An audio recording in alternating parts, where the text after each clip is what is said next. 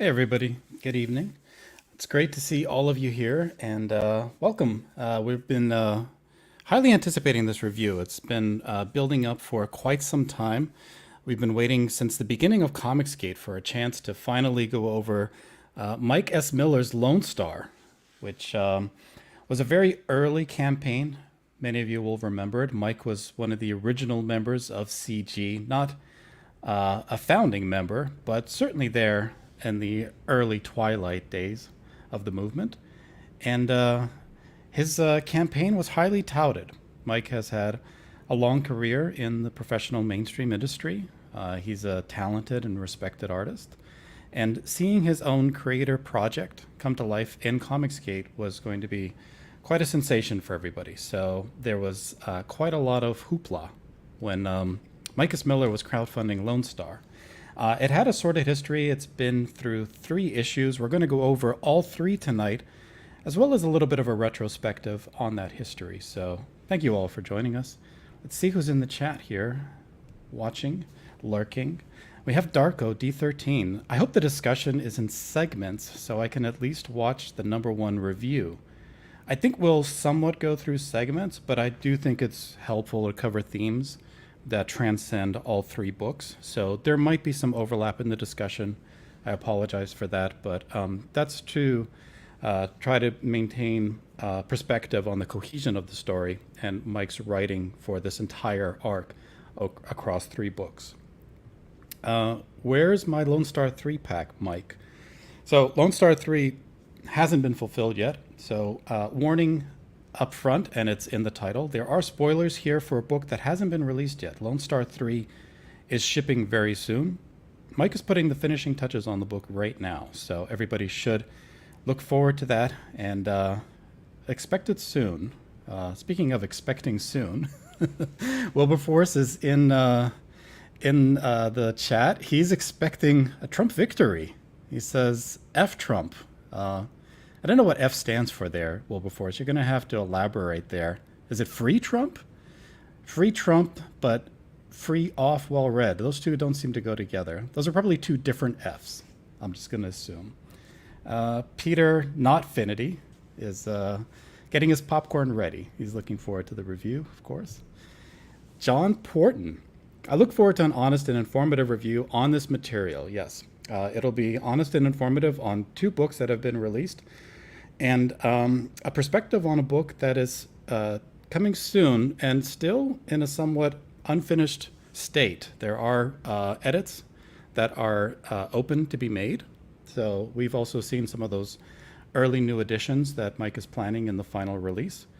And we'll see where our discussion leads tonight and whether or not there's going to be any further changes that occur. But they shouldn't be extensive. Mike is only looking for suggestions for touch-ups at this point. So we'll see how it goes.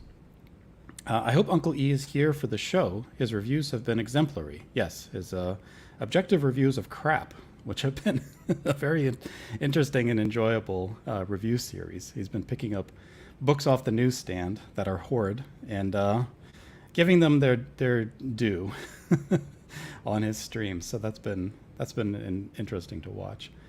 I don't know if Ethan knows the review is happening. Okay. I don't know if he does either, but we'll see if he joins us tonight. If not, just a troll in the chat, that would be also very welcome. Linkovich says, word up, slummers. Word up, Linkovich. And DJ2K is here. He says, Lone Star had so much potential, but falls flat. Oh, jury's still out. We still need to get the panel on. They're the authorities of falling flat. Each one of them flatter than the other. And who else do we have? JC. He says a cordial hello. That's always nice, always sweet. Well Read is already upsetting people with his intro. I didn't even do anything yet. Can we wait till we get started, please? Guys, don't save your tomatoes for, at least the intermission, Don't throw it at the opening. And Matt C says, Slumber Gang, let's go. All right, let's go for Lone Star Ho. We have joining us tonight a very stern and thorough review panel. We're expecting a lot of very rigid and terse discussion. We're going to give these books a thorough perusal, and we're going to make sure that there's a lot of valuable discussion that comes out of tonight's review. So please welcome, we have with us Matt C. Lonestar, ho! Hey, thanks for having me. It's been a minute. I'm glad to be here. Glad to have you. Thank you for being here. And let's hope that joy continues as I bring on our next panelist. Please also welcome Twitless. What's up? I was wrong. We'll be balancing each other tonight, I think. So. Well, let's bring some joy back. We have also joining us Dark Gift Comics. What's up, what's up? What's up? And finally, a very special reviewer joining us for this occasion. We have Literature Devil. Hello, hello. Thanks for having me on. Oh, well, thank you for being here. It's great to have you. So, all of you have read the entire 3 issues of Lonestar that Mike is released and planning to release.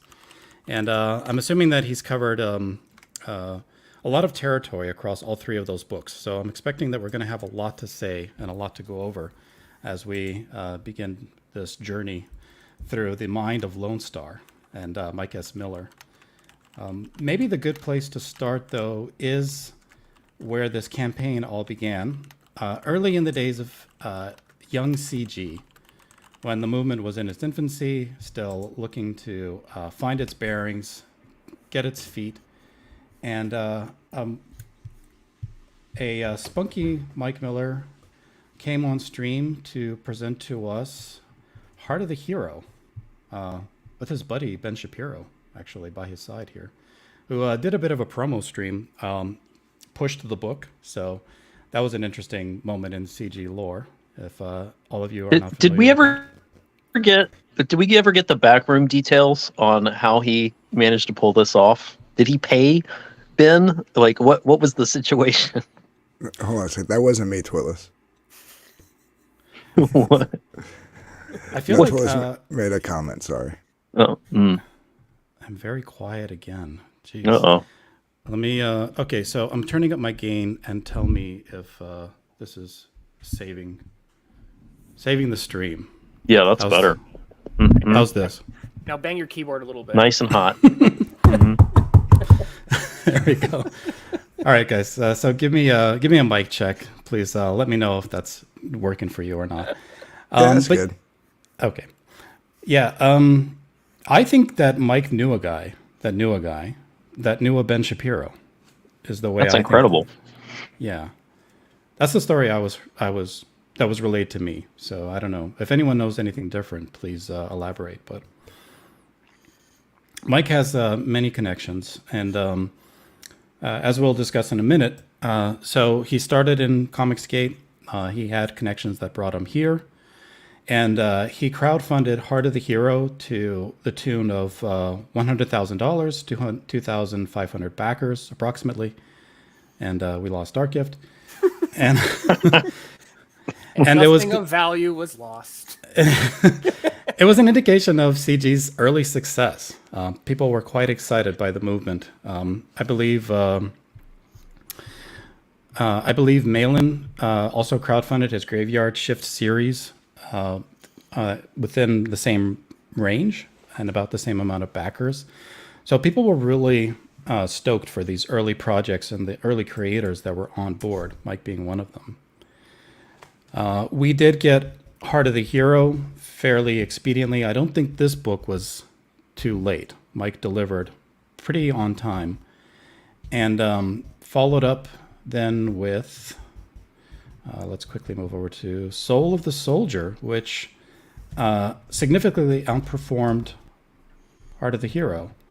180K, 3,300 backers. So things were looking up for Mike Miller and the Comicsgate movement. This book also featured covers from Ethan Van Sciver and John Malin, back when everybody loved each other and held each other dear in their hearts. We also have a Kyle Ritter cover. I didn't realize that. That's interesting. Elliot Fernandez. Wow, he did cover Bukaki here. Aaron Lepresti. Mm-hmm. This is a lot of covers. Kanan White. That's something. It's something that we'll probably talk about throughout the night. Is Mike's creative, enterprising spirit. That's something that hallmark. That's a hallmark of CG in general, but it's Mike's hallmark in particular. I think with trying things that not everyone is necessarily trying. You know, I think he came right out of the gate. I think the first one had like 9 variants or something. Oh wow. Yeah, it was a hefty load. No, he delivered quite a hefty product here with a lot of variety. So it's interesting that he decided to go in that direction. Here's the John Malin cover. So look at that beautiful John Malin art. So sweet. I think this is the one, if I'm not mistaken, this is the one that Mike touched up, actually. Oh. Yeah. They have disagreements over We should say, comic yeah. anatomy. We can get into that later. Oh no. Maybe Yeah, it caused some he friction or did. something? He did edit this. Sorry, That- Lit Dev talked over you. You go. I say maybe that caused some friction or something. I don't see any horses on here, so maybe how much conflict could there be Without horses. Yeah. without horses? Yeah. Dark Gift, aren't you the CG historian? Would you know what the touch-ups were here and whether or not there were hurt feelings? It was anatomy. There was a disagreement over anatomy, I think. Yeah, I believe it was the female. Yeah, I think If it was, I remember I think correctly. it was the face, the chin, something like that. Yeah. Might have been the neck. I'm not entirely positive. Well, we haven't seen the original. so Talking it's hard to about comment. 2018, but yeah, I believe it was the I think it was Angel that's supposed to be Angel in the back. Yeah. So many bongs between then and now. So Yes. so many joints. Well, I'm sure John Malin drew it with love and his heart. And then we also have a Gone with the Wind cover. That's interesting. And there's the Ethan Van Sciver cover. So, better days, fonder Yeah. times. Yeah. Lots So of that warm was- and fuzzies just revisiting these campaigns. Yeah. Quite a nostalgia trip, actually, going down this review memory lane. Well, it all... You need a tissue? I do. I'm tearing up You over need here. blocks of Kleenex over there, buddy? I remember old CG. The good old days. Yeah. Well, not to get too wistful, it all came to a crashing halt, and let's look at the shattered pieces that ended up on the floor. But I mean, Mike is still an extremely talented guy. He's going to deliver an extremely talented product. This one, though, was after a parting of ways between Mike Miller and Comicsgate, and a lot of internet drama that ensued. So the drop-off was precipitous here. 669 backers, 33,000 raised. But nevertheless, an intriguing project. And again, a lot of very interesting creatives contributing to covers here. I can't say this artist's name, so somebody's going to have to help me, but he passed away recently, and it might be the very last cover he did. It's going to be listed somewhere here. There. Kim Jung-gi. So with colors by Kelsey Shannon. This is a very unique piece, given that the artist died young and shortly after completing this work. The project was also hindered by issues with colorists, so I think Mike had to go through at least 3 different ones over the time since he crowdfunded it and hoped to deliver. So there have been a lot of unforeseen impediments that affected the expedient delivery of this project. But in the meantime, Mike also moved on to NFTs. So as you were saying earlier, Matt C., where he's very creative and tries out new things, he did very well for himself in that brief time experimenting with the NFT products. So good for him, and good for him for delivering on his promise to get Lonestar 3 into the hands of the backers after all this time. So now the book is due very soon. we are reviewing tonight, let's say a 99.999% completed iteration of the book. It's fully colored. Mike did add a few pages. We've seen those new additions, and we'll be discussing about other things that he might want to consider if there's significant improvements that could be made, small touch-ups, things of that nature. But you should see that book in your hands very shortly, and Mike would have finally completed his 3-issue Lonestar run that he originally promised to us. So, having said all that, total mouthful. Guys, so tell me, what kind of hero is Lonestar? What kind of story is Mike telling with this character? And Twitless, as always, I'm sure you've prepared a script. Why don't you start us off? By the way, he says this is an Aldous trait, but I think we can all agree this is a Twitless original. Him showing up with notes. So. The thing is, Lit Devil should do this because he's got a much better trailer voice than mine. Well, I am going to ask Lit Devil for the correct answer. After I see. Okay, after I butcher it. The correct answer. Okay. After you give your very plucky attempt at giving a response. So. Shut up. Robert Miller spends his free time fighting crime as the superhero Lonestar, but his day job may be even crazier. As part of the Unknown Soldiers, Miller leads an elite squad that hunts supernatural monsters. But after rooting out a vampire nest, their leader, Savarog, begins his quest for vengeance against those who have wronged him. At the top of his list, Lonestar. Okay, and now how about in plain English? Literature Devil, would you like to give us a little synopsis of Lonestar? I like to give it like the VHS back cover. I mean, it's... Yes. The 80s died for a reason. So let them stay dead. That was a very endearing won the Cold War. attempt, Twillis. Yes. What's your take, Literature Devil? Well, I just read the books. I actually didn't back them, so I just read them just now, like today. So that's basically it. Yeah, it's just like about an organization led by a mysterious man who has been alive for a very long time, finds exceptional men of particular nobility, usually it seems, to gift with them some powers. I guess we'll talk about what powers they are later, but then he recruits them into his organization, and their organization hunts down various monsters, it sounds like. It can include vampires, obviously. It's the main core of the monsters they fight here. But apparently it could also include other things, like werewolves and things. So it's kind of like a superheroes meets like Constantine, where they're going off and fighting monsters instead of traditional bad guys. Very interesting. And Lonestar, how does he fit into this picture? Why is he recruited? And what is his background? He's Captain America. It's kind of how he's World War II soldier, super soldier who died fighting the Nazis, like the real ones, and not the guys who vote for lower taxes or whatever, but like real Nazis. But then he gets resurrected by the mysterious man, and recruited into the organization. Now, he came from a really weird childhood. It was very sad and miserable, and they would let him to the military at 16. They just lied about his age, and from there it went off, and he became a super soldier, died, got resurrected as a mysterious man. Like, it was very interesting in the beginning when it says you meet the entire team, each team member, and it says this guy KIA in this year.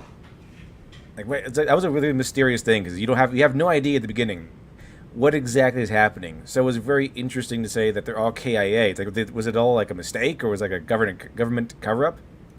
Then you get to Lonestar, and it's like KIA 1941, and he looks like this. So then it's a little bit more than a simple cover-up. I hope I look that good when I've been dead for 100 years. We all do. So how did he go from being KIA'd in combat to beating up innocent Latinos on the street. This is what he does for fun. This is actually More not lore his here. job. Yeah, Yeah, like- this is his downtime. It's like Batman. This is like all he does is beat up poor people. Look at these poor innocent Latinos minding their own business and just Clearly doing a nothing fascist. wrong. Apparently, Okay, since we're on this page, I was saving this page for later when we talk about art, but I need to kind of gush about this page because I feel like I could write an entire mini essay on it. So I will. One of the best things, one of the strongest things that I can say about this book is that Mike has a very firm grasp of certain fundamentals in visual storytelling. And it reminds us of what comics, I think, has actually forgotten. From an academic standpoint, there's a scholar who by the name of Grunstein. He calls it spatiotopia. But basically, it means that comics represent things in space and in place.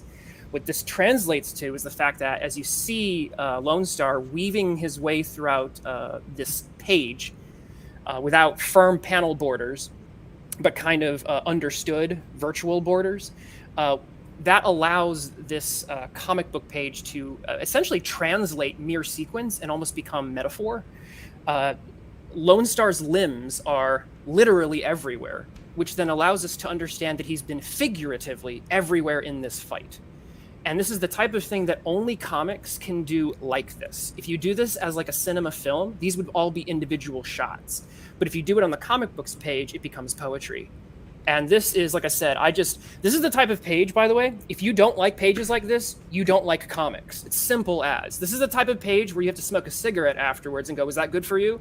This is pure Did you just joy call it Joe Biden? in comic. I'm just saying, If if you don't, vote comics, for me, you don't apply. I'm telling you, this is pure comics, pure joy in comics. come on, man. I had to stand up. I had to stand up afterwards. I had to take a breather. This was that good. So this is visual pleasure. Well, Matt and Dark, there's- you guys are the artists here. So, what is your take? No, I mean, verbosely nailed it. What you call it? It is your staple 1970s, 1980s comic book page. It's more than that. This is what I was putting it for the layman's term, bro. Kirby taught us this, and it's lessons that he we did. forgot. Eisner, Kirby, Steranko, these people taught us how to do this in comic book form, and then Definitely Steranko. we forgot it Yeah, as we went. definitely Yeah. Steranko. Yeah, there's something really nice. There's a lot of people in our circles who take storyboarding approaches. I think I tend to go in that direction. I tend to think about the panel a lot, like a frame, like a cinema frame, and I have trouble breaking that.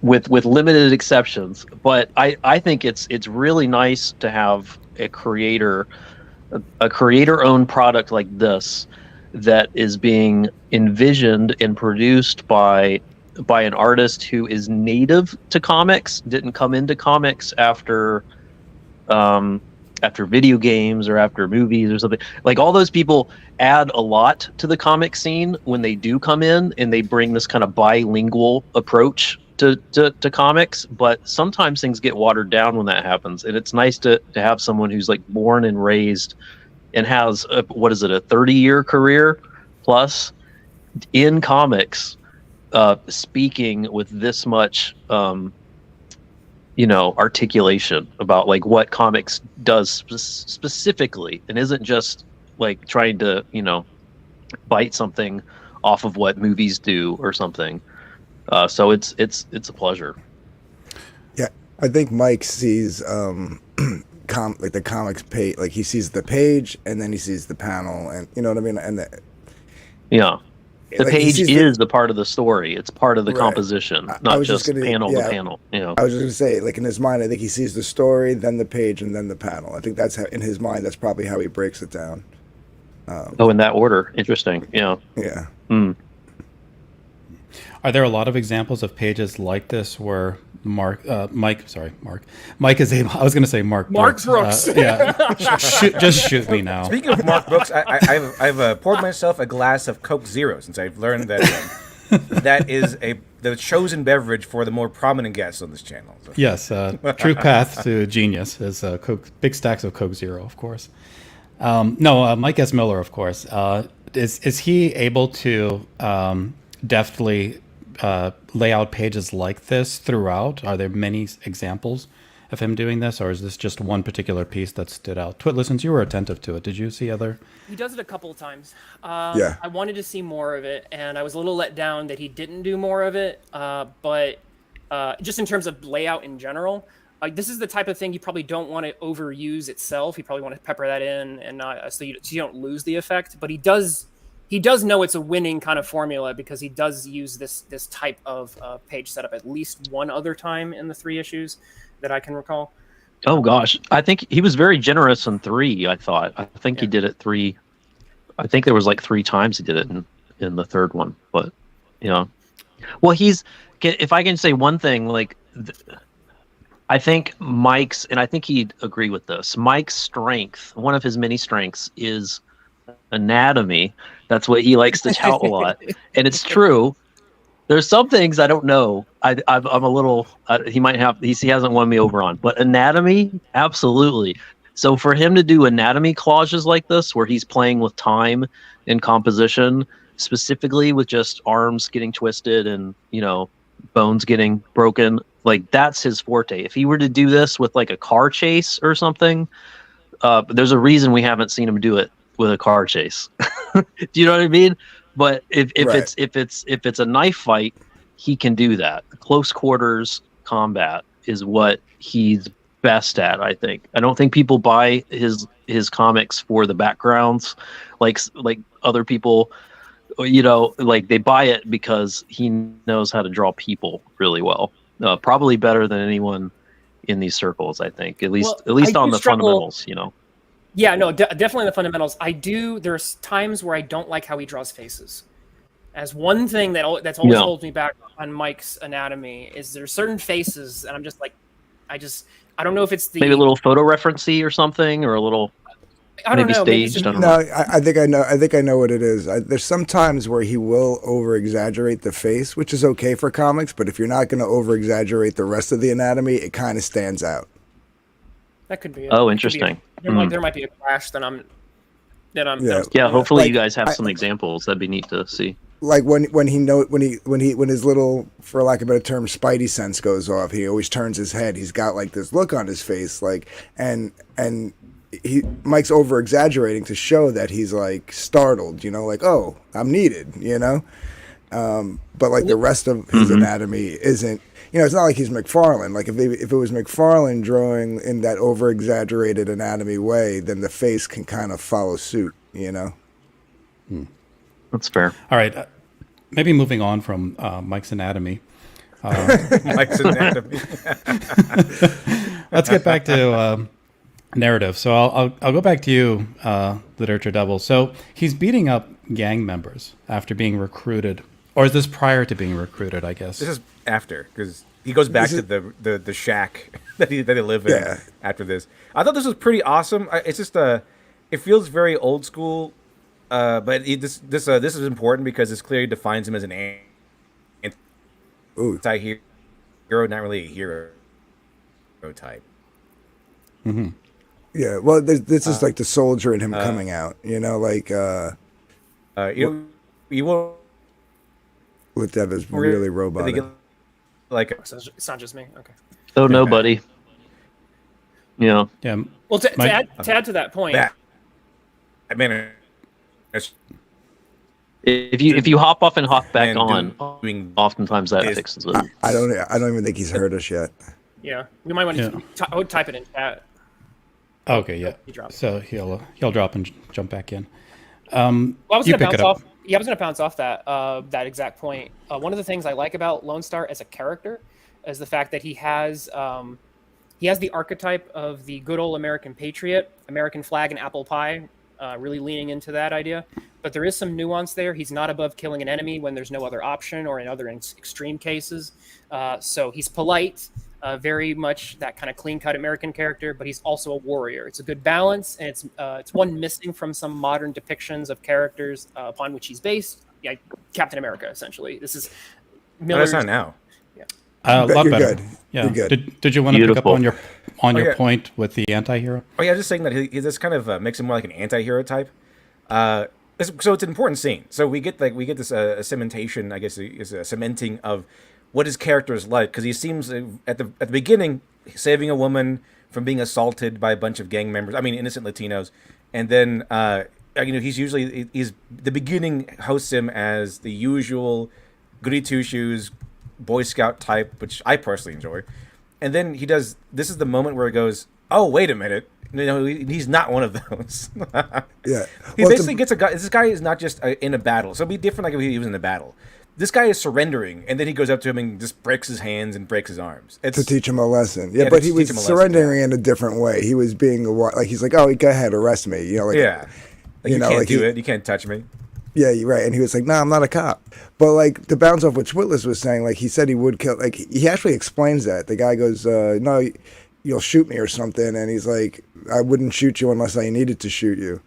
Have I killed anybody else here right now? Like, he's right. All the other guys are alive. They're just beat to hell. So that's when he gets like snarky and it's like, okay, well then I give up. He's like, put me in cuffs and take me away. And like, kind of like I'll be back out on the street in an hour. And he's like, well, the problem is I'm not a cop. And then he starts breaking his bones. He's breaking his bones. He's kind of like Batman Plus. Like he'll beat you up, but then he'll beat you up even worse. Honestly, he reminds me of Ultimate Captain America, like from the Ultimate run. Very much like that. Does the A stand for France? That kind of thing. Right. So it's an important characterization moment then, and he's back to, I guess, his barracks and his team, and basically being just an obedient soldier. Is there, I guess, a bit of a juxtaposition there, where he's still enlisted and he's still fighting for somebody, but he does have this darker aspect to a more rogue aspect to his personality. Also, is that Mike Miller over there sitting at the table playing cards and blowing bubblegum? Scout. Yeah. It kind of does look like it. Basically. Which is weird because the Lone Star's name is Miller. So, like... Oh, self-insert. Double self-insert? What you call it? No, well, the thing is, like, Lone Star is the first of these super soldiers. So he's kind of like... he is the leader of this group. And they kind of have free reign. Like, they only really need to answer to... somebody like when there's like an actual mission that they get called upon. So like these guys have their lives, their hobbies and stuff. His hobby is going out and being a vigilante, and so it comes across as pretty loose until like duty calls. Then everything kind of like falls into the ranks. You know what I mean? This feels like Mike as he truly is on the right, and Mike as he sees himself on the left. So maybe that's where the double insert. But he wants to be like a white guy. He's not an alien. This is the Michael Jackson dream. Well, I mean, just look at how he's leering at him. He's like, "Oh, that Chad." I think there was there was a comedian make a joke like Michael Jackson achieved the real American dream. A little black boy grew up to be a rich white man. Right. But this was the part that Lipdev was talking about earlier, where you get to see like this guy, his code name, his real name, where and when he was killed, and so you could kind of piece together like what wars they were in. You know what I mean? But like, yeah, at this point, you still don't really know, like, are they just a bunch of super soldiers, or is there more to that than meets the eye here? Bit of a thrill seeker there, so still not a lot of, I guess, personal depth to the character. But what about the question of the kind of enemies that he's fighting? So vampires and things of like supernatural origin, did they make for a very good contrast with the kind of hero that he was in terms of the adversity that he would end up facing? No. That's part of the problem. It's good for his drawing skills, I think, because I disagree. I disagree. Oh, really, go ahead. oh man, I don't know if he could draw like a bunch of aliens. I don't think he could draw. I don't know if like giant bugs are his thing, but I think very humanoid enemies, I think, would be his strong suit normally. So I think it's kind of on par for him to have vampires be the enemy for these 3 books. But that's just me. Okay, so there is a when it comes to art, I know I've been sucking up to Mike a lot, and there is a lot to suck up to here. But there is one more talk of male anatomy. I know, right? No, but there's one thing that exists, and it does drag down, I think, the aesthetics here pretty heavily. Despite Mike's strong fundamentals, the design aesthetics in these 3 issues are the Achilles heel here. His strengths mean that you don't often find mistakes, but I'm curious, and I have a theory. Maybe that makes him more safe, and doesn't maybe he's not taking as many risks as somebody who would just like play fast and loose with anatomy. So to bring up an extreme example, Rob Liefeld is notorious for having bad anatomy, but his crazy commitment to that frenetic energy gave us Cable and Deadpool, who we just like in our minds, they're just like imprinted upon us. But when it comes to the design of especially the antagonists here, it is bland. And the main villain is basically just like a non-entity of gray. If I ask you to describe him to me, visually, how do you describe that villain? He's not iconic. He doesn't stand out. He looks like a mini-boss NPC you would kill in Skyrim Dawnguard.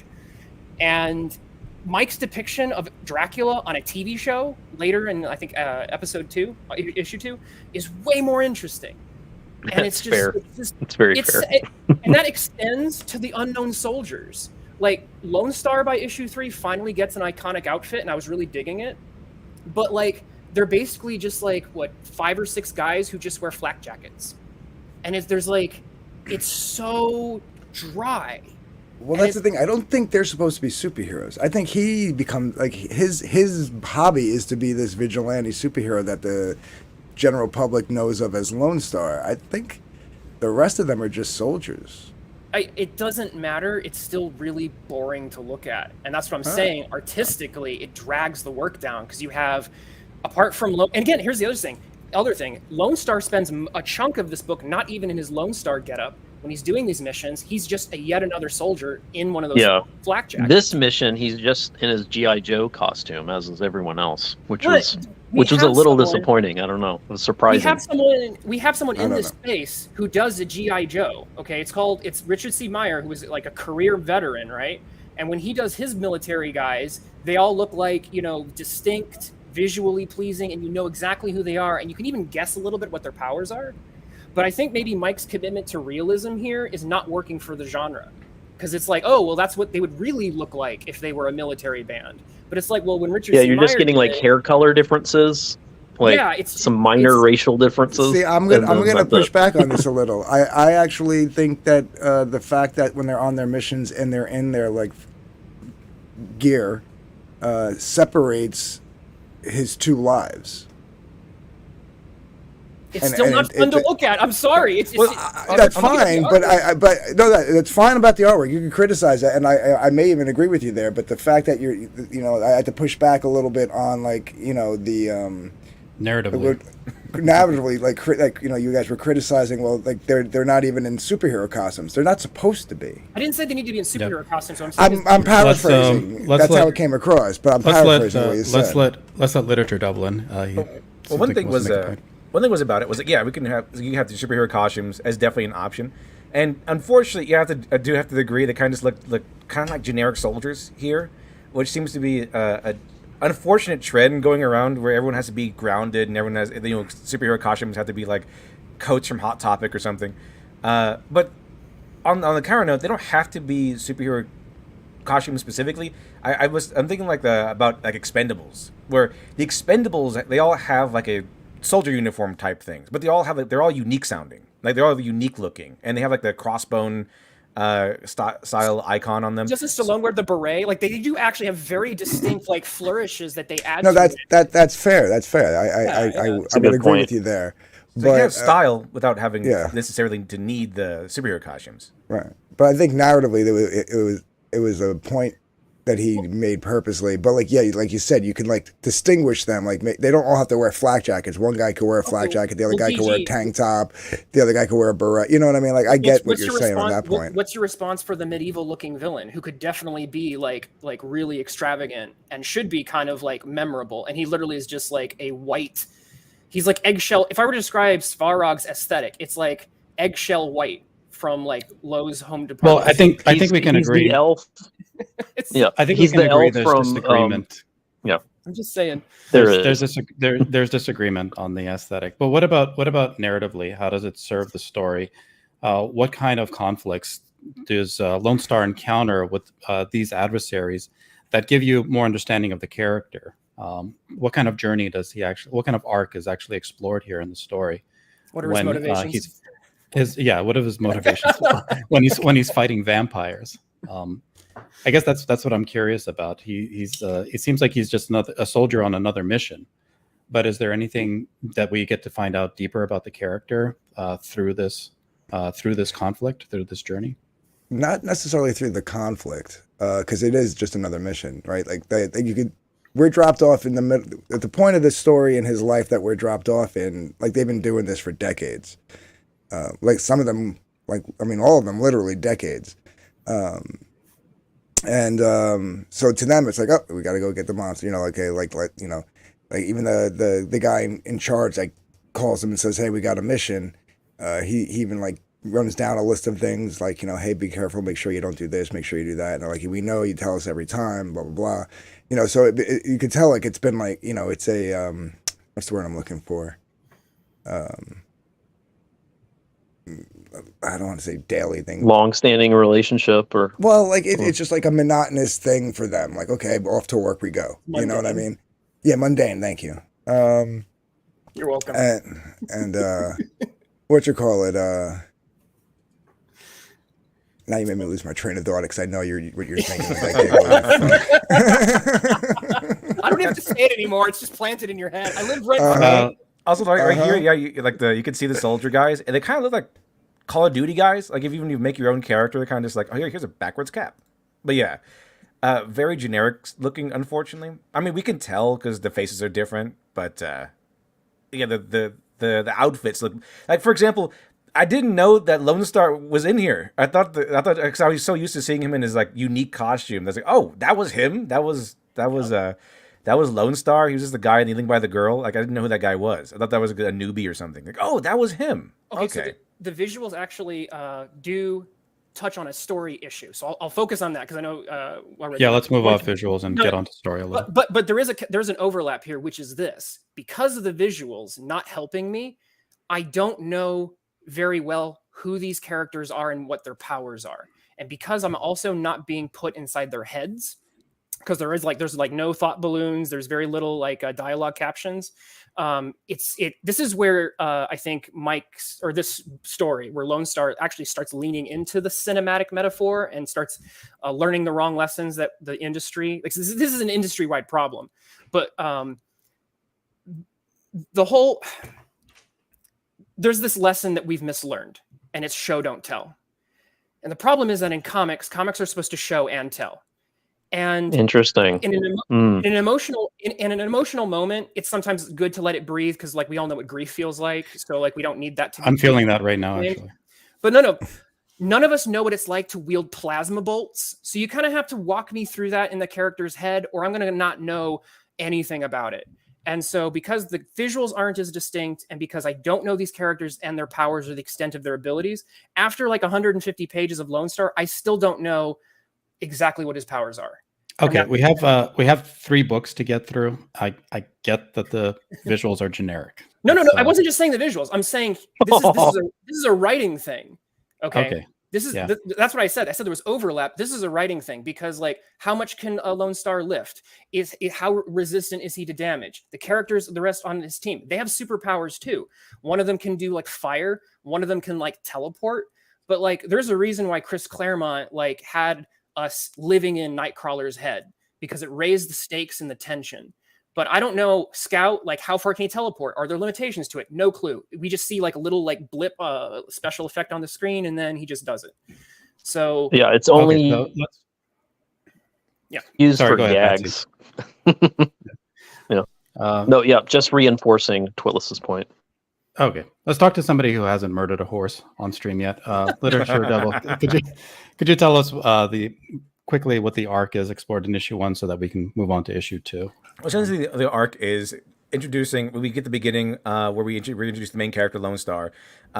He goes back to his buddies, his bros, all living in that little hovel, and then they get called to a mission. We get a slight introduction to them all, but it's kind of unfortunately that whole here's everyone. Okay, let's move on, and then that's it. So we move on. We find out that they are. This twist is they are monster hunter guys. They are called the Unknown Soldiers who hunt monsters. In this case, vampires, but they hunt a variety. And then they go to the sewer to fight like this den of vampires. They get swarmed. It kind of goes south after one of them, the rebellious kind, the Rango kind, remember from a movie Heat, like the rebel kind guy. He shoots the little girl when they find out she's a vampire, and then they get swarmed by vampires, and they have a fight in which one of them dies. I think his name is Brando.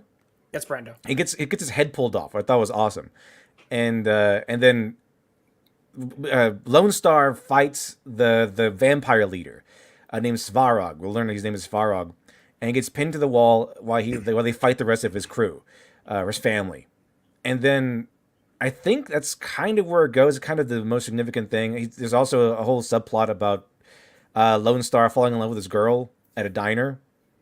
I think.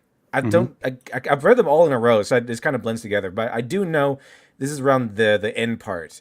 The ending of the main dramatic arc is here's the ending of sparking Svarog's need for revenge, which leads into the next issue. Yeah, he goes to a Occupy Wall Street rally and says, "No, y'all, I know real communism, brothers. Yeah. Let's go on the dark web." He starts rallying commies. It's like, okay, I'm gonna recruit some commies, and I like the fact that the commie leader at first is like some soy boy, rich kid stuff. Who he immediately dominates because he has testosterone in his blood. Because one thing I will note and give props for is that this vampire is Eastern European, and that's kind of where vampires tend to come from usually, like the lore that we know. At least the European vampire tends to be Eastern European, like the Draculas and all that stuff. So that is pretty cool. So that does make sense. The ancient vampire guy would be a commie. That does make sense. So that was pretty cool. It does. It's just a little weak that like his master plan is like, you know what I'm going to do? I'm not going to take over the president or even the mayor. I'm going to go find some kids who have like a after college rally. I'm going to be like, I'm going to show you what true communism is like. It's like, all right, neat. All right. So it's very much a platform for introducing us to the character and not getting into a lot of strong characterization. Matsy, did you want to interject? I see you unmuting. Matt? Nope, you're good. I'm not gonna throw more wrenches in this. Keep going. Yeah. There is a plot hole. I do have to mention. Let Dark Gift. All right, go ahead. I was just saying that the whole like taking over the commie things is there's references as to why he goes at that route and not like the mayor or the president, like you said, because they're weak-willed and weak-minded, and then they become well. I mean, they're just a bunch of young kids, like and which he references. It's fine. It's just underwhelming. But they also become his weapon. Like they later in book 2 and 3, you find out like he's holding the I don't want to get there that fast, but I know we got to move on. But basically, he threatens Lonestar like, I'll do this with these people, and they're just gonna ravage, and the whole country and world will be like taken over within a matter of like days. So. Okay. Yeah, I mean, it made sense. I mean, I guess I could see why it'd be underwhelming. So I guess we touched a lot on Mike's strong visuals and the way he's able to maneuver the page when he's doing his exposition for a particular scene. But for the story in Soul of the Soldier, do you find that it continued very much in the same vein as Heart of the Hero, or did it try to take its own track? What kind of arc is Mike essentially crafting across these 3 issues? I think They, this one delves more into his person, like the goody two shoes. Does it feel All more American boy. serialized? More serialized? Are they more interconnected? Yeah, It's like imagine season 1 Buffy Okay. and stretched over 3 stretched over 3 comics, and like I said, that's basically kind of what it felt like. Can you extrapolate? What does that I mean? thought the second one is arguably his strongest. I don't know about you guys, but I thought it was a much richer take on what the first one was trying to do. Yeah, it had more Art interpersonal drama. wise, story wise. You know, I had a lot of heavy stuff in the second what do you guys one. think? I think it was Yeah. a really good improvement. That's how it usually goes. You know, you get the first one is kind of bogged down by introductions and stuff. You got to get all this stuff sparked off. Second one, you're allowed to have a little more leeway and be introduced to the story more because everything's already done. People know who these people are now. So yeah, the second one really ramped up with the drama, the whole storyline with the girl, Svarog's revenge, all that stuff. It kind of ramps up in a lot of areas. Okay, so it felt like a fluid then continuation from the first one, not just its own isolated. No, Yeah, this is all. Let Literature Devil finish his point, It please. just felt, yeah, you're correct. That's my perspective. All 3 issues so far, well, the first 2, felt this like a continuous story. Okay, so that's good that Mike wanted to actually give us a very long narrative across all 3 issues, and not just go for the serialized route of just individual adventures every single book. Twitlis, did you feel like this gave a lot more depth to the character and maybe removed some of the criticism you have about it being a little too generic? No, it accentuated it. I totally disagree with every take so far. Okay, except I'm for the kicking art. Twitlis off the stream. He is no longer on this review. Oh my goodness! No, we need bad cop. Let me. I'll be very brief, okay? And like, I have less to say as we go throughout issue 2 and 3. I had more to say about issue 1. Issue 2 and 3, it's basically just a continuation of issue 1, because it's all basically just the fallout of that initial Svarog fight and the Svarog trying to get his revenge. That's Lonestar 1 through 3 for the most part. Other than that, there's the B plot with him trying to get together with Angel, and then there's these extremely jarring but like 2-page vignettes of like a larger lore building, essentially, where you just see this other character in another time in another place. Aside from that, it's just Lone Star versus Svarog, and like I said, it feels kind of like season 1 Buffy stretched over 150 pages, and I really was like, just get past this vampire story. Like, you could have given me the vampire story in like 48 pages and then let the Lone Star do more interesting things and fight more interesting bad guys. There is a page, I believe it's in this issue, where there's I can even share my screen real fast so you can see it. But Mike actually teases this like mythological fight that Lone Star had in World War II with the Iron Cross. And it is a fantastic looking piece. And the minute I saw it, you can share it there. The minute I saw this, and there's Lone Star looking really awesome. I love that outfit. And then the villain he's fighting looks badass. And I was like, I want to read that. I want to read this story. Where's this story? Where's this story? And that is like, why would you tease a more interesting story in the sort of like bland Buffy season 1 thing? Like, just don't tell me this, or move on from the vampire. Could you explain the Buffy season 1 thing just as a footnote? Is that like that? By that you mean like low budget? I guess there's not a lot of special effects. So like season 1, Buffy basically fought. I think it's the Master. It's like this very kind of generic Nosferatu looking vampire, and he had a bunch of vampire thralls. And like, I think the whole setup of that first season was like her working her way up to basically challenge him. And it's like, but at the end of the day, he's just like kind of just a regular, somewhat stronger vampire, and he's not like that iconic, if you think about it. So it's just like season 1, that's fair, kind of like quasi, like later seasons, she ends up fighting Dracula for real, demons, and all other craziness, right? But in like season 1, it's like just kind of like Supernatural, right? The show as well. We're just going to start off finding kind of monster of the week. Svarog comes off entirely as monster of the week, which I'm fine with, for Lone Star 1, which is 48 pages long, which is double the length of like a regular 24-page issue. So we have the equivalent here if you like calculate the issues out, right? It's like 48 pages is 2, the other one's around 48-ish pages. That's like 4 issues. The last one's close to that. So this is almost like 6 issues. 6 issues to fight kind of a generic letdown of a villain. And I'm like, but then we get this tease of like, but he actually fought much cooler people. And I'm like, oh man, I want to read that. I feel like I lied to the audience. I promised them a terse review. Dark, if you're a pretty good contrarian, tell us why Twitless is. Yeah, hit me. Twitless. Okay, well, it kind of also relates to DJ 2K's. He's like, why couldn't he be in the costume the whole time? Because the page that Twitless shared, so he's been seeing this chick for like 6 months. He goes to the diner, he walks her home. That's like the extent of their relationship. Apparently, like he's never made a move and anything like that. And finally, I guess he's ready to let her know like who he is. And he takes her to a library and he finds this book, and it's like the history. It's like basically like the history of like not characters, people of like war, right? It looks like some kind of war history book. And in it, they show a comic book, and she's like, "Oh, the comic book was based on like a real guy." He's like, "Yeah." So the image that Twitter shows is supposed to be like a page from the comic book that was represented in this textbook. And he even states later on he never wore that costume. That was just made up for the comic books. But yeah, I said that. I said that's the mythological presentation of it.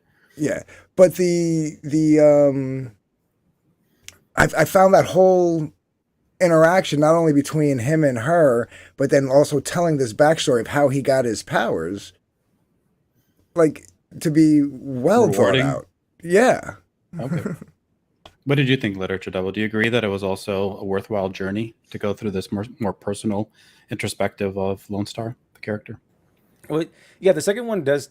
It goes into his story more, his backstory. He's very solidified as the main character because the other guys aren't really given that much spotlight. They kind of exist. So that's kind of where if I had to say anything, the story kind of drops the ball on the other guys. In fact, in the first issue, I was very disappointed to see that there were other guys. I thought it was going to be him, because a lot of times when you add in other guys, especially in the first issue, it's kind of like, okay, now you got to spread around the story to explore each other character. And then unfortunately, you get kind of instances like this where, okay, we're going to focus on the main character, but the other guys they just kind of exist. And so, yeah, you'll get like, oh, this guy can make dimensions and other doors, and this guy can change his form or something. You don't really get their reasonings. The only other guy you really get exploration into is maybe the preacher who prays, and Pastor. the pastor. I think he's nice. I guess he's a nice guy. And then you have the wait a minute. What was his superpower? I think his pure power was being nice. Yeah. And then there's the Cholo man. There's a guy who's the one that shoots the little girl. He always calls everyone Jefe. Is kind of strange. But Hothead, right? Yeah, the hothead guy. He's in there, and we get a little exploration with him only because he's the guy that it was interest conflict with Lone Star. But the other guys don't really get any exploration to their character after all this time. They just kind of exist when they need to exist. I think he only called Lone Star Jefe because he's the lead. He's the one they follow. Is he in charge? I didn't even know he was. I thought he was just one of the group. I'm not sure what the dynamic was with the group. Yeah, because at the end of the fight in the first issue, he tells, okay, you're going to do this, you're going to do that, I'm going to take off, like he's like... Oh, that's the plot hole panel. Oh, don't get me started. The plot hole panel. But I will agree with you, like, because I think it's in this issue, you find out that the guy who died in issue 1 is the last member of the original Unknown Soldier unit. So, obviously, him and Lone Star had been through a lot of shit together over this, because it's almost like, what, more than half a century. That's why he goes so crazy. Right. And he almost says it in the first issue. He's like, he was the last, and then he cuts himself off, and you're like, the last what? And then you find out in issue 2, he was the last of the initial Unknown Soldier unit. And it's like, oh, well, then there was obviously... what that meant. I was wondering, Yeah. Glad you picked up on that, because that missed me. I was wondering what that was. It was pretty cool, too. He had a cool story, yeah. He sacrificed himself, for these civilians. Right, when you get the little, the I don't want to Backup call it an story. epilogue, but the little 2-page backup story. Yeah, I mean, it was cool, but it would have been nice to see them interact more. Like, obviously, the reason why he went so angry wasn't just because one of his fellow soldiers died. This guy obviously meant more. I don't want, you know what I mean? There was a lot more lost there that you don't get. It's exactly what I mean. Is we don't get inspiration to the other characters because there's so many so upfront, right away. You had to spread the story around. That's the drawback of having so many characters. And so if that guy was the guy that was like his best friend or some guy he worked with for a long time, you would think we'd have gotten some more one-on-one, maybe like a point where they go out alone and kind of talk like bros, like this. No one else talks in that group. They share a beer, or they have like an inside joke with each other about sharing like some old-fashioned cola or something like that. Just talk about the old days. Do like they did with Hawkeye and Black Widow in the Avengers movies, right? Where they have like a friend dynamic, a strong one. But they kept making that reference to I want to say Beirut, but it wasn't Beirut. But you know what I'm saying. Like, you and I remember that totally. Like they get you don't need to really know what happened there. Like it just that they know because there's like a connection. Like they could have had like a one-liner, like just something like that would have just built on that. You know what I mean? Yeah, but unfortunately they didn't. And I was like, oh, Brando. I guess he's like the new guy. Like it felt like everyone felt like the new guy to me. Unfortunately, and so that's kind of where the storyline kind of drops the ball a little bit, and just if you're a writer, just I would say just give us one character at first. A lot of people tend to want to do teams, but you gotta dole out this stuff. Okay, I think Brandon Sanderson mentioned he did like the most nerdiest but most accurate description of this problem, and he said like, oh, remember how you play Warhammer? Yeah, apparently you have like points. You have only so many allotted points to give everyone. Until everyone just goes, your audience just kind of checks out. You got to keep it flowing. You got to keep it going.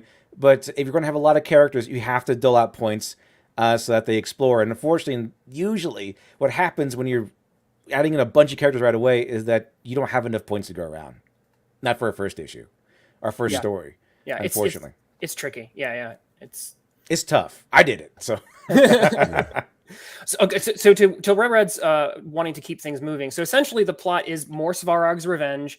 He does a thing. They like track him down. He escapes. They track him down again. He escapes, and that's basically the issue. It ends with Lonestar getting ready to confront him for the final time after that sort of cat and mouse back and forth. That's basically issue 2. Yeah. Though issue 2 did have a lot of bleed over between this Farog and his personal story. Like the stories A and B kind of start to intertwine in issue 2. Yeah. Also, I do like the idea that the blue-haired girl you knew instantly was going to be a problem because she has blue hair. Yes. I was like, oh, she has blue hair. Is she going to cause a problem? Wait, you liked that? You didn't think that was a little on the nose? Yeah. It was on the nose, which I like. I like tropes like that. I like just. I like this. Like sometimes if it's in your face, like, oh yeah. I mean, did anybody notice the Misty just Knight reference in issue 1? Am I the only one that picked up on the Misty Knight reference? I don't think I didn't. Twitless, did you pick up on that? That sounds like a. Twitless, did you write a whole essay about it? I wrote an essay, but not on Misty Knight. No, the very first scene where he beats up all the gang members and saves that black chick. She's got a big afro, and he goes, "All right, miss," and she's like, "It's Misty." Oh gosh. Yeah, I mean that was kind of. All right, let's delve into some meat here. Although I feel like everybody has been, gorging themselves thus far. Well, Twitless mostly. Well, it's a vampire story. What do you want? We sank our teeth into it. We did. Yeah. In this third one, it does go back to the idea that, hey man, if we just watch these other stories, it would be really cool. But in the other issues, we have like this mythical battle between the battle that killed Lone Star between him and Iron Cross. And now we have this, 3 begins, the way it begins. And I thought I was so entranced. I was so captivated by the beginning of issue 3 because it's just so cool. Like, why can't this be the story? Well, I would say. What qualities entranced? Let's elaborate on that a little. What qualities entranced you? We got the beginning here. We got the struggles. We got the conflict with the Golden Horde, which is really cool. Well, the thing is, one thing that really got me, I like historicals, so that got me. This whole thing being in Eastern Europe, the dealing with the Golden Horde versus the Slavs and everything, the Rus, and that conflict over there, just sweeping over the Eastern Europe, and then having the conflict between vampires and seeing how strong vampires are, like they can even stand up against the Golden Horde. I like all this stuff, and then you have to see Svarog's journey. He like how we got the conflict of him playing as a kid and then also being a vampire and dealing with being a kid vampire, and like he kills like his best friend and something like that. So it was a lot of conflict, a lot of drama, a lot of historical backdrop and conflict and cruelty and stuff like that. It's like almost Game of Thrones-esque.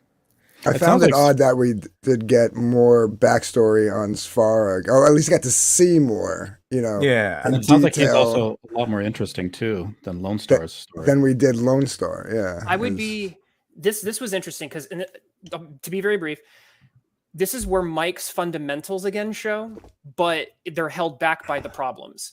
Because Mike knows how to set up a story, how to do payoffs, how to set up an arc. All of those pieces are there. But the story that we get is less than the sum of its parts. And because I was like, oh, everything Mike's doing here is literally like step by step correct in what you should do.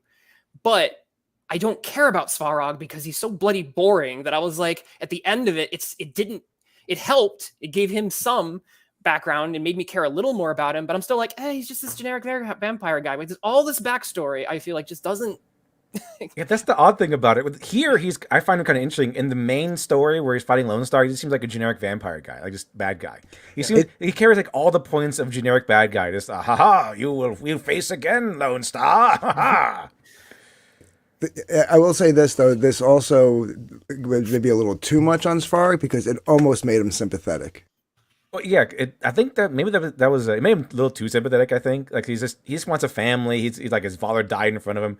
I was like, that's one problem here is when you have this first villain, don't make him sympathetic, because we need to be on the side of the hero until he beats the bad guy. Then episode 2 you can get like a new bad guy, then he can be sympathetic, because what you want at first in your first section, your first scenario is to build up the main character. But if you have like the main character and you're also exploring the heavy traumatized backstory of the villain. But it goes back to you only have so much allotted points, and after this you're kind of like, who do I vote for? It's like, who do I root for? Is Lone Star the bad guy? I feel like I at one point I questioned myself on rooting for him too. I was like I always kind of get his point. Yeah. So, Matsi, I haven't heard from you. Let's get your take on this. What did you think of Svarog and his? Just to balance this a bit, like I'm thinking, if we were getting more of Lone Star, I think it would be really smart to take this the direction that he took here, because you have endless issues to develop your relationship with the protagonist. So why not just in this 3-issue arc, make an empathetic villain, But honestly, I feel like there was a motivation here that goes outside of the issues, and that's that he got the sword guy book in around this time. I forgot his name, the Australian sword guy, Mormon dude, and I think he just really wanted to draw some medieval stuff. So yeah, so we got really awesome medieval battle. See, this is the stuff I loved. This is what drew me in, was this medieval battle stuff. Yeah, he's good at those. Mike is very good at these. Look at that! It looks so cool. that channel's from his earlier Game of Thrones work, right? Because like this is where he made some bread and butter, so he's very good at this. I think he should have made a story about Svarog and his journey through the ages and fighting for the Golden Horde or against the Golden Horde and making his own clan and forging his own name in this chaotic time. And it's brutal because not only is it during this time, during this violent era, he's also in Eastern Europe, which is very well known for not being the nicest of places. So it would have been so dramatic and full like drama and backstabbing and blood and guts. It would have been really cool. I do have what? Okay, I'm sorry, Well Red, go ahead. No, go ahead. I was gonna, go off on a different point, but go ahead. I was just going to say, like, one other thing that, like, on top of getting all this backstory on Svarog, we actually get a glimpse of, like, during this, you kind of get a glimpse of, like, the relationship between vampires. Like, they tell you, like, two alphas can't be within the same clan because they'll just wind up like ripping each other apart. And they kind of say that once or twice, but then later on, you get a glimpse, like nowadays, how they've kind of figured that out. And I feel like Mike said that he wasn't going to do any more Lone Star after this. And I feel like the way we get the end of Svarog's journey throughout all this, it's set up for more story. Yeah, is that it? I was like, when at that point where it's like he's like walking away from the brutality after he's seen that his family or his new love interest was slaughtered, beheaded, and is resting in the lap of his rival. Wow, that's really cool. And then he's walking away after saying, "You guys die," and all of his loyalists kind of just chop up the other vampires. And then he's walking away, and then it goes back to the modern day. Like, oh, back to the modern day. Oh, crap. This is so much more interesting. Well, so how much story does Lone Star actually get in this issue? Twitless, It's about I can hear your tea kettle starting to steam. I have far less to say on this one. It's about half. I felt like it was around half and half, roughly, in terms of what it's like. Roughly half Svarog, roughly half the conclusion. But it was basically at the very end of it, where the end state is essentially the beginning of, like, it's almost like pilot episode where it's like, you get to the end of the pilot. The superhero is in his superhero outfit. He has his superhero girlfriend who also has like a superhero outfit, and they're ready to now be superheroes for real and now do real superhero adventures. And I was like, could we have not gotten to that like 100 pages ago? Like, because here's the thing. I dig Lone Star. I like him. I like his outfit. I want to see more of him. I just don't like this generic vampire thing. It just didn't work for me. He has like an episode 1 kind of boss. Yes. Yeah. Well, if you take the ending of Svarog's journey out of it, like if he just like was like totally like off the board completely, the end of Lone Star's journey here with all that you just mentioned, Twillis, could like actually be wrapped up as a nice like off into the sunset type of thing. You don't really, you can kind of imagine what happens with everybody going forward, right? Especially if Mike says he's not doing any more Lone Star, that could make a good ending. No, hold on. Why would you tell a superhero story where the end of the superhero story is the beginning of the superhero's journey into actually being a superhero? Why would that doesn't make any sense to me? Well, the arc there would be that because so what makes an arc is the main characters or the target character, I guess. There's not always a main character, but the target characters, the guy who set the change, is the rejection of the theme. And the beginning of the theme of Lone Star is that, oh, you're a hero. He's like, no, I'm not. I'm an edgy bad boy.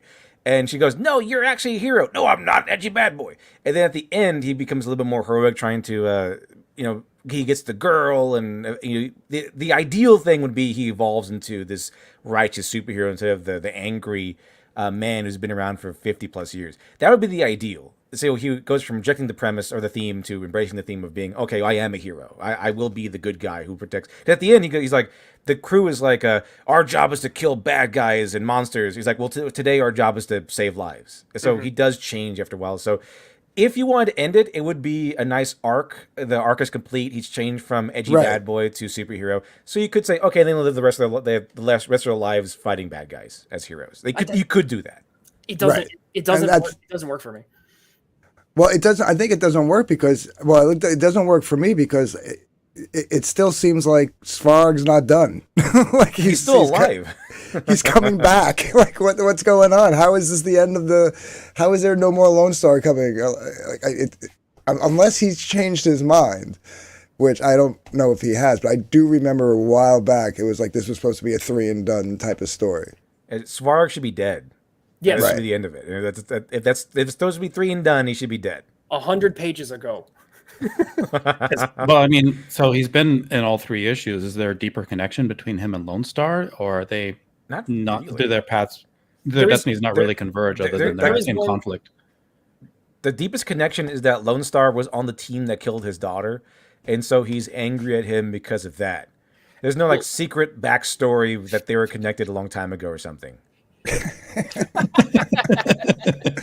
I'm with you, Mike. I'm getting Mike says quick. You missed all the good stuff I was saying earlier. No, there's one other important thing, and big spoiler.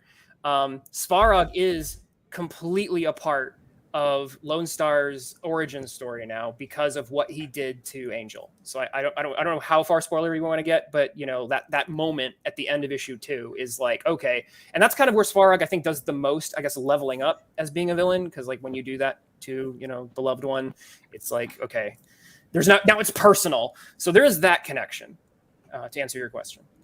Mm-hmm. I do like this page, like it is where he's like, okay, unbind him.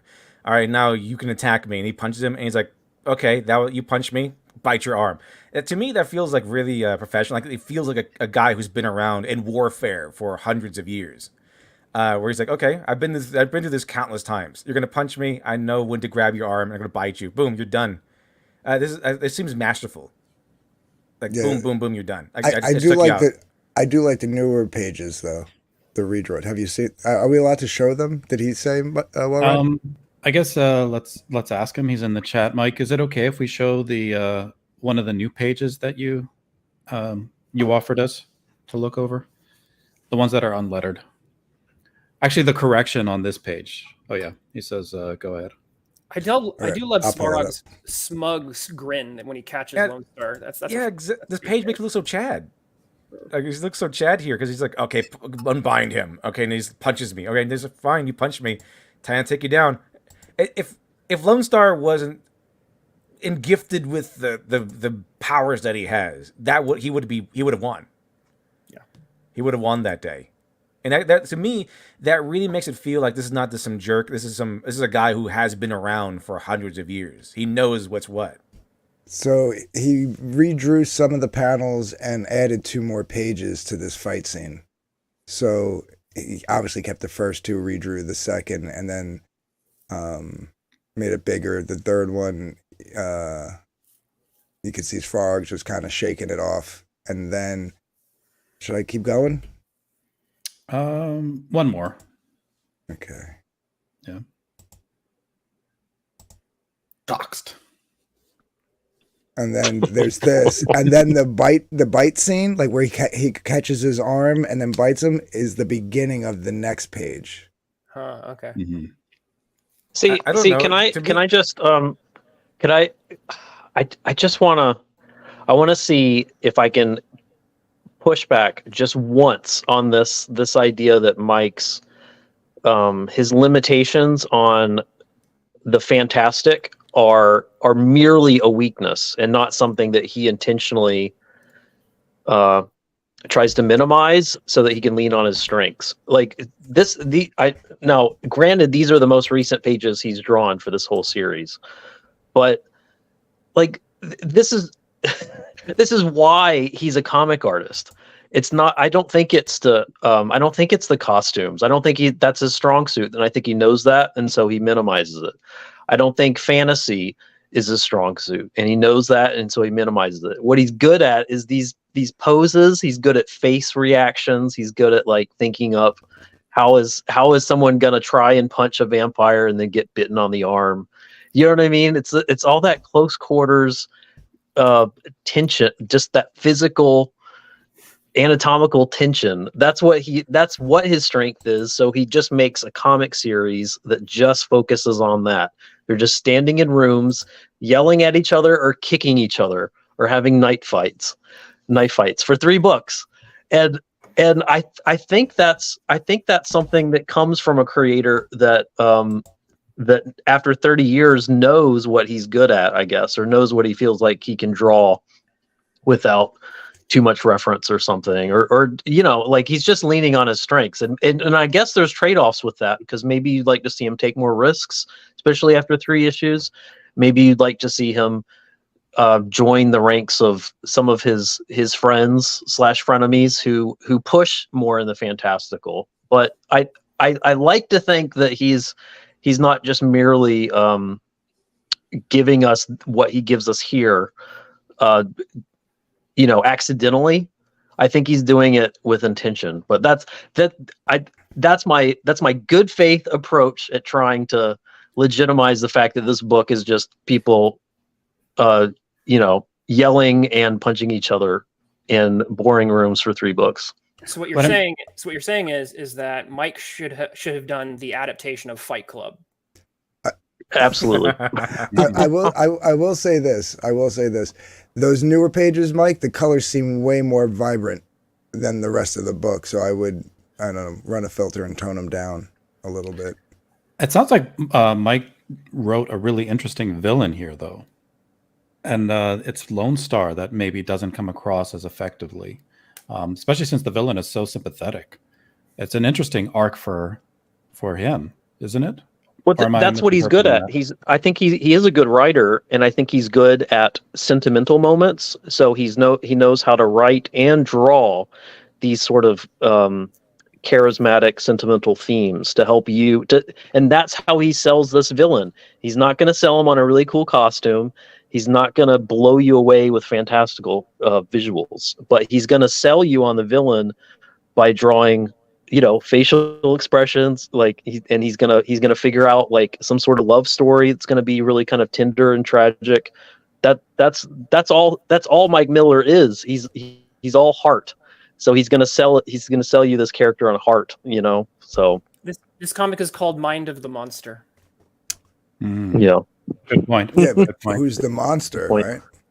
I'm just giving you crap. What's your take, Literature Devil? Did you feel like at the end of this you would have liked to have seen more from the villain, or are you looking forward to more Lonestar? I mean, I did like the story. It's probably one of the better ones I've read from the indie sphere, on the upper scale. I think the arcs are formed pretty well. There's a lot of there's Chekhov's guns are set up. There's a lot of setup and everything. There's a character arc for Lonestar, as I mentioned earlier. Things like that. Things that you want in the story. It's a lot of good stuff in here. What on the additional pages of like this, I know this, it makes the fight longer, but it doesn't really change anything. It still ends the same, and it's not like it's telling a story, like adding on to the story. And in fact, I think it's pulling away from the story, like with the original where he's like punching him once, and then immediately gets taken down by a bite to the arm. It's like this guy knows what he's doing. This guy is ready. This guy's been around the block. But when we see Lonestar beating him up and everything for a while longer, he feels like it gets downgraded from this charismatic guy who's been around for 100 years to generic villain, a generic henchman level guy. He's jobbing. Yeah.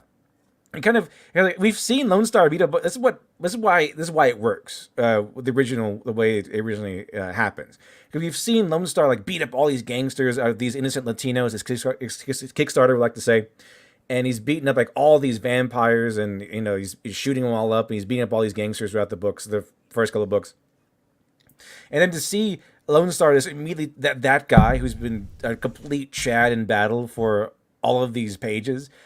This taken down instantly by Svarog, it really sells him as this guy who's been around for hundreds of years as a warrior from the Golden Horde and and Eastern Europe. To add on more pages, it really feels like this downgrading from that charisma. It makes him less dangerous. It feels. I guess quick interlude for a question. Diller Draws asks, overall, does the book feel like a high-class, bespoke special event, or does it feel like a regular schmegular comic? Should I get the complete set? I would.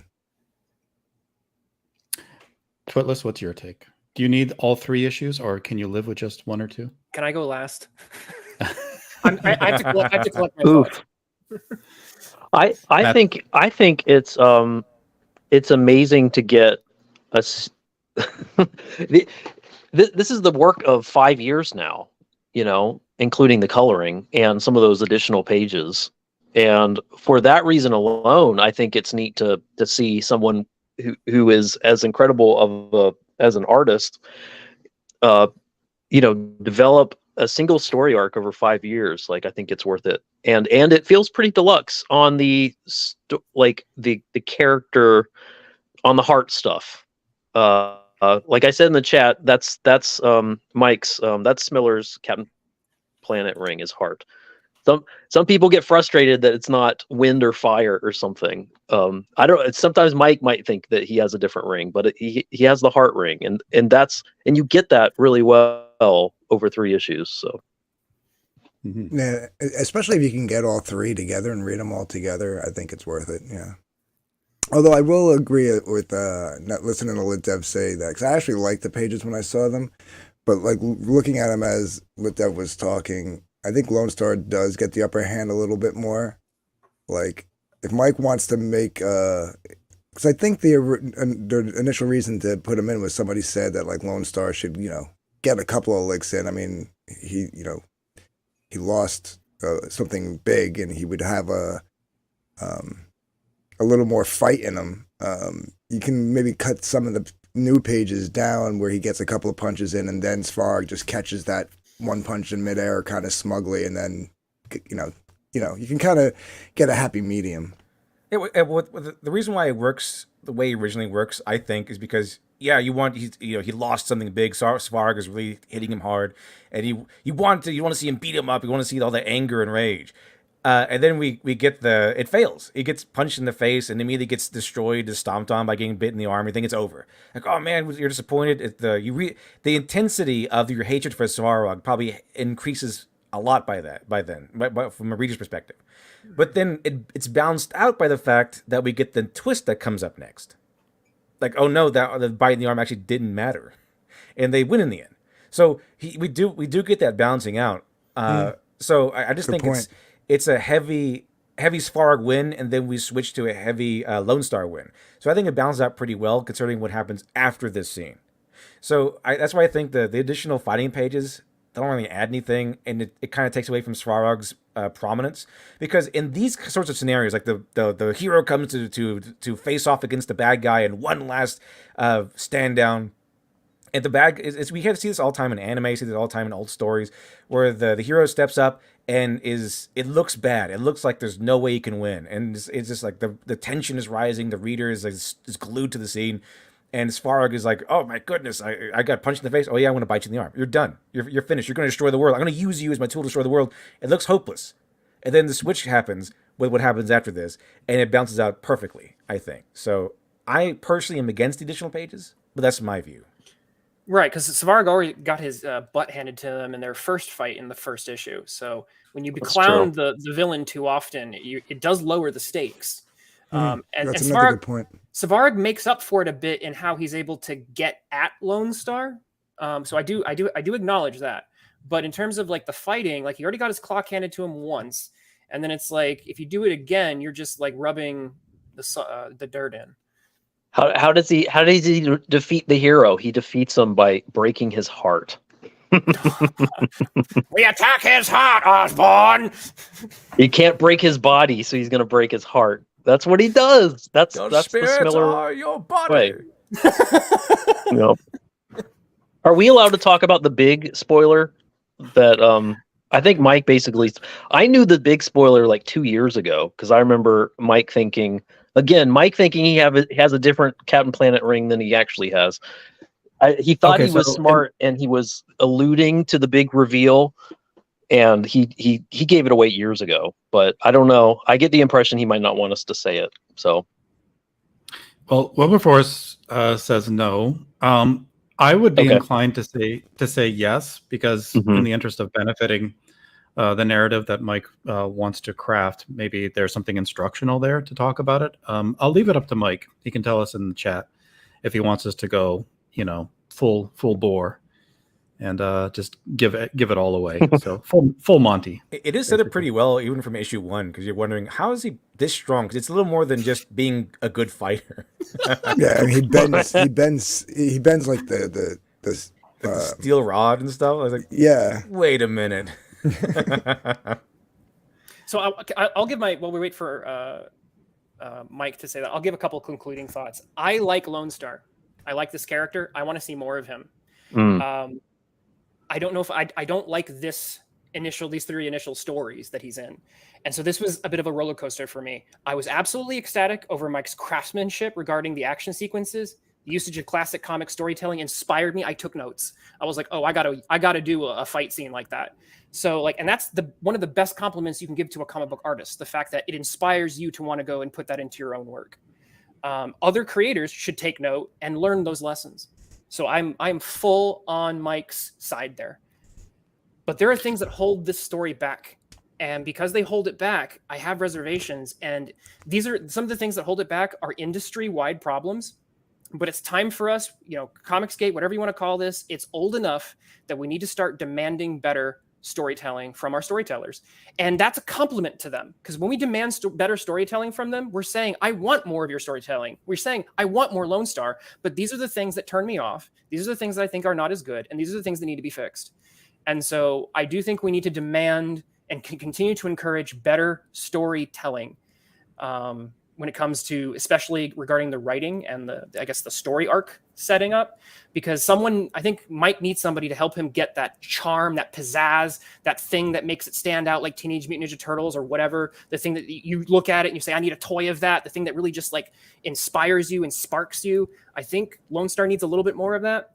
And I think the stories need a little bit more of that. And that's kind of where I sit on this. Yeah, all right, be better. Mike says we can go ahead and spoil it as long as everybody knows that they're going to get spoiled. So we'll give a bit of a pause. Big notification, everybody in the chat. Get out of here if you don't want to know how the story ends.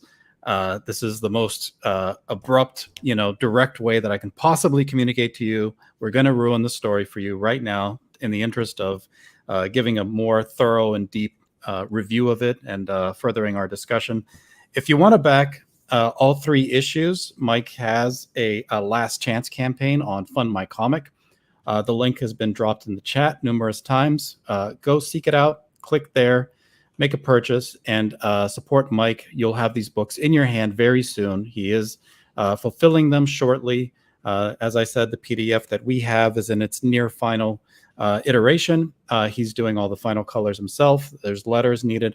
And it will be fulfilling very shortly. So go out, support Mike. Having said all of that, spoilers, go ahead, Matsy. What did you want to talk about? They're all vampires, every single one of them. Well, they're vampire-esque. He even says we're not really vampires. I guess the main guy that they answer to used vampire blood to make the serum that they use, but that's why they all have different powers. They each have like an individual vampire power, I guess. Well, they're not vampire. Yeah. They're not vampire because, like, I don't think the vampires have those powers themselves. It's like powers derived from a vampire serum, I think. Because like Svarog is very surprised by like, oh, you can do this? Like, what the hell? And they're not typical vampire powers, like being able to teleport, create rifts in space, or like have like fire powers and stuff like that. Yeah, or look like different people. That was kind of weird. Yeah, that's true. That's true. Trained being a Christian pastor. That's a different.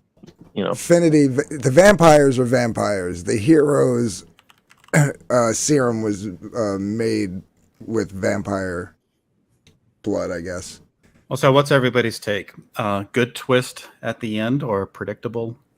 How did Mike deliver? It was a good twist. Yeah, it was a good twist. I didn't see it coming because I thought it was going to be like, generic serum, super soldier serum, like Captain America had. Right. Like, okay, that's why he can get shot in the chest by a shotgun. Why he survived being shot by that one gangster or something. Or maybe he was like super fast or whatever. But then it's like, you at that point in that book, it's like, oh no, he's been bit. He's done. Like, how is he going to get out of this? Is he dead? But there's like, I've been a vampire this whole time. And especially when he vamps out a little bit, like he goes through like the pain and everything. I'm wondering if like that was like an initial reaction to the bite, or if he faked that. I'm kind of curious because that's one thing that I couldn't put my finger on 100%. Do you guys think that he had this in mind from issue 1, or do you think this is something he discovered along the way as he was producing this? That's how he was going to end it. It feels like it was set up from early on. Yeah. You think he set it up from the beginning? Yeah, 'cause I feel like the one guy with the main guy who leads them all was there in like 1941 or something, but in World War II. Because it kind of shows him. I think it shows him in the Brando one where he's like dying, and the guy's like, "You're going to die, son, but you want a chance to give all that up, give everything up, and fight bad guys." And Brando died in the 50s, if I remember correctly. Or something like that. It was something like that. I forgot what it was. Yeah, because like, Lone Star was 41 in World War II, and I think Brando was in the Korean War. And when Brando dies for real in Lone Star 1, I believe it is a beheading. So I believe it's set up from issue 1. Okay. I thought it was cute. Like, I feel like that's playing with Mike's interests in Christian themes, like it's everyone's sinful. Do you know what I mean? Or like there's Yeah, kind of North like a Korea. fallen Yeah. thing, like, oh, I'm actually as bad as the villain in a crucial way, and that's a way you can do that in the comic book, is to reveal that the hero is a vampire, just like the villain is, or like I feel like that was like a mechanic for the story to end on, that would feel kind of tragic, but Match has roboted out. I didn't see the twist coming either. So yeah, as a twist, as far as twist goes, it's not one that it does catch you by surprise. Yeah, absolutely. Yeah, I don't think it was like I was gonna make the same comparison Wilberforce said. I don't think it was a Vader being Luke's father situation where they came up with it later. I think Mike planned that. Yeah. Interesting. Okay, guys. So I think we covered everything with a fine-tooth comb. Let's go through final thoughts. Twitless, you've had yours. I'd like to say more than your fair share. Yeah. Let's go over to. I condensed. You have no idea how much I condensed. Like 40% of what I wrote. That was condensed. Holy shit! You condensed, and yet your faster, cup Twitless still runneth over. Dark Gift, what's your final thoughts? Condensed. It was still like yogurt, motherfucker. Jesus. You just wait till I review Hunting Alice. No, I liked it. I liked it a lot. I didn't have anywhere near the same complaints as Twitless. I do think that like it was weird that we got a lot more backstory on the main on Svarog than we did on Lonestar, and. Mike, you're gonna have to remind me if I'm remembering this correctly, but I'm pretty sure you said that there weren't going to be any more Lonestar books. So for the way Svarog's story to end, on like a cliffhanger type note, kind of was a weird choice too, if that's the case. So, but otherwise, overall, I thought it was a good arc. Yeah, he goes from being like this lonely, other than his brothers in arms, but like this like kind of solitary guy, who doesn't really like picking up the mantle of hero, or title of it, I should say, like Litdev said. And at the end, he's kind of in a different spot in life, so. Matt C., your take? Yeah, I think Mike knows what his strengths are, and they happen to be what he likes to draw the most. And so I think he came up with a 3-issue series for an original character that focuses on those strengths. And there are trade-offs when you just focus on your strengths. And maybe you don't take as many risks that, yeah. but focusing on what he's best at means that you get a story, yes, with a lot of heart, with a lot of really good fist punching, boot kicking action, and it was delightful. And that he drew all this stuff in a matter of, I think it was in the early days. I'm trying to recall. It's been years now, but I feel like it only took him a matter of a few months to draw each of these issues. So it's neat to just see him work, the brevity at which he's like, the speed at which he's able to produce these. Like that was kind of neat to kind of learn from, I think, as you're looking through these pages and knowing that he can pump out at least one of these a day. That was cool. It's sad that it took this long to get colored, but that seems like that was out of his control. So it was a good series. Yeah, based on how much he was live streaming, his draw streams, he works tirelessly. So Mike is definitely pumping out the pages. And besides Lonestar, he also did Shad's book, Shadow of the Conqueror. So I'm tempted to say there was something else too, Bit Boy maybe, but I don't think ever came out. Monster Hunt 1. Yeah, and the Monster Hunt books. So he's been doing other things. Mike, if you want to jump in the back, we're going to be bringing you on in a minute to interview you. But let's hear from Literature Devil. What are your final thoughts, sir? Yeah, I had a good time reading the series overall. I thought it was very interesting. Good twist at the end. A nice build up and construction of arcs, like set up for things that will come in handy later.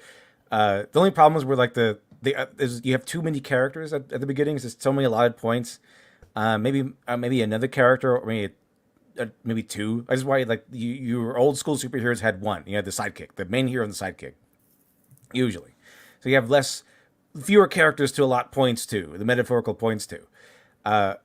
Costume, the outfit could be a little jazzed up a little bit, more expendable-ized. But overall, I quite enjoyed it. It's just I wish, if we're going for the terms, if there's not going to be any more Lone Star, I think it would have been cool to have it flipped in terms of backstory revelation. So instead of having this in-depth Svarog backstory, which is really cool, and one maybe read that story, we should have maybe seen play out the last days of Lone Star back in the World War II, like his death. We see his death happen. Like see the real story rather than what was in that textbook. Yeah, and like his last valiant fight, and then we can see what kind of a guy he used to be.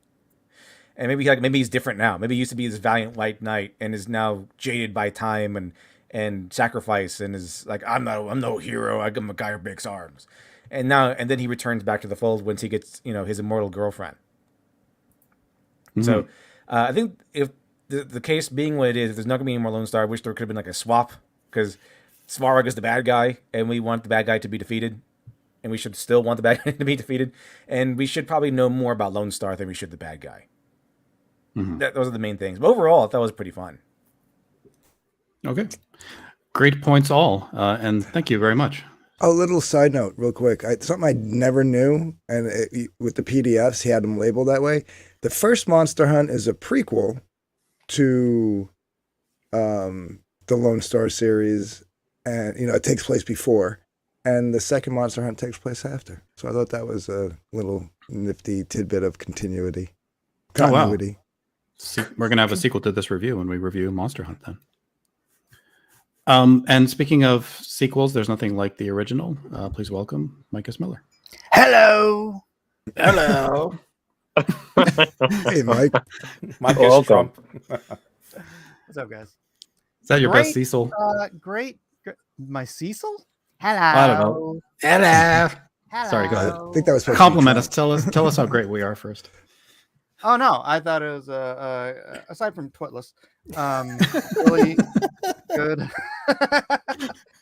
well thought out points. Boy, now you have me going back and forth about the added pages, Lit Dev. You're pissing me off.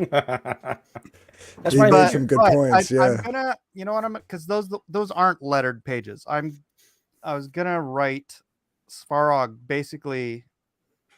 I'm trying to come up the best way to do it, but sort of taunting him, like, come on, is that the best you got?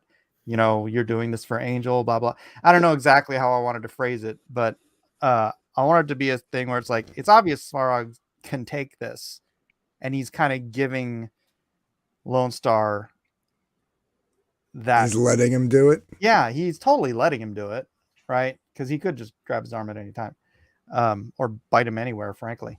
Bite his freaking leg. I think that's kind of clear. It doesn't seem like he's really being he's being punched, but doesn't look like, the facial expressions don't make it look like he's really being overwhelmed by the fight.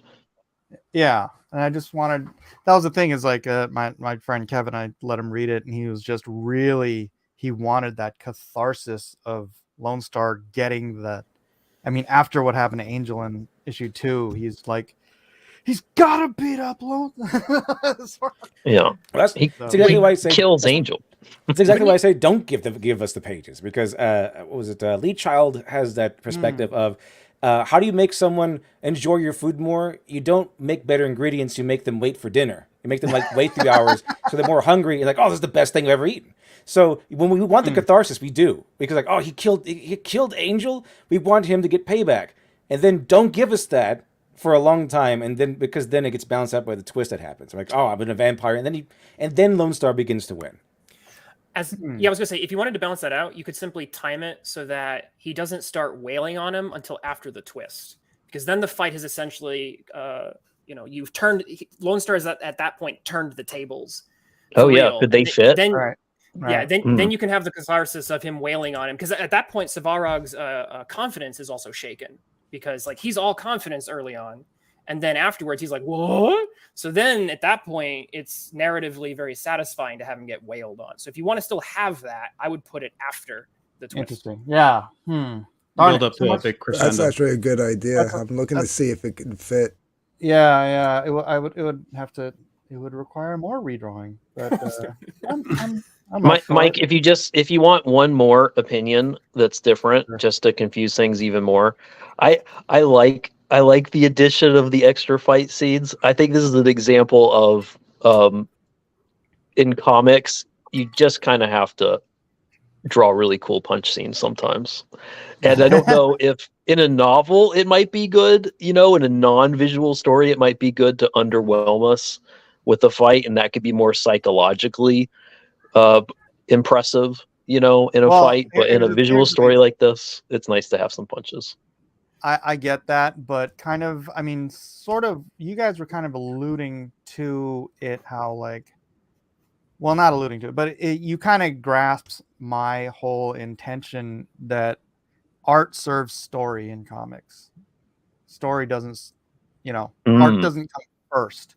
And I'm an artist first, but I understand that as a comic fan since the late 70s, early 80s. Story comes first. And if the art doesn't serve the story, that's why I'm more inclined to listen to Lit Dev, who's coming at it from a story perspective, rather than I want to see big flashy bang bang. Oh my gosh. I do like a good fight scene, but I'm just I do looking like at the narrative. Yeah, I do like it too, but like you're saying, if it's not serving the story, then I have to really reconsider it. Mike, you could actually just fit those pages right in after the splash page where he says, where he's grabbed by the throat. Mm-hmm. Just put him in right after the splash pages. Just move that dialogue to the first part of the fight scene. Yeah, I'll look at it. Yeah. But no, I like how much brighter the colors are on those pages. Cause those are the only pages I did my own flats on. All of the rest of the pages, other people did my flats, so I just kind of mostly followed their color schemes. But you know what's kind of interesting? We didn't get to Wilberforce is very excited about the colors, and we didn't get to talk about them very much. But it was neat. It actually kind of worked out. The saga of you trying to find a colorist for these three projects, because the coloring switches at a time when we go centuries back in time. Mm-hmm. And it was actually kind of interesting to get that new coloring take on a different time period. So that kind of thematically, that was okay. Do you know what I mean? Like that actually added to the story in an interesting way. Yeah. Right. Oh yeah. And going back to one of your questions. Yeah. I wrote this entire story out before I started drawing issue 1. So. Oh man. Okay. So it was seeded from the beginning. Okay. All right. Yeah. I'm not going to I kind of got make that crap up as I go along. Does that? Who passed away? Stan freaking Lee for one.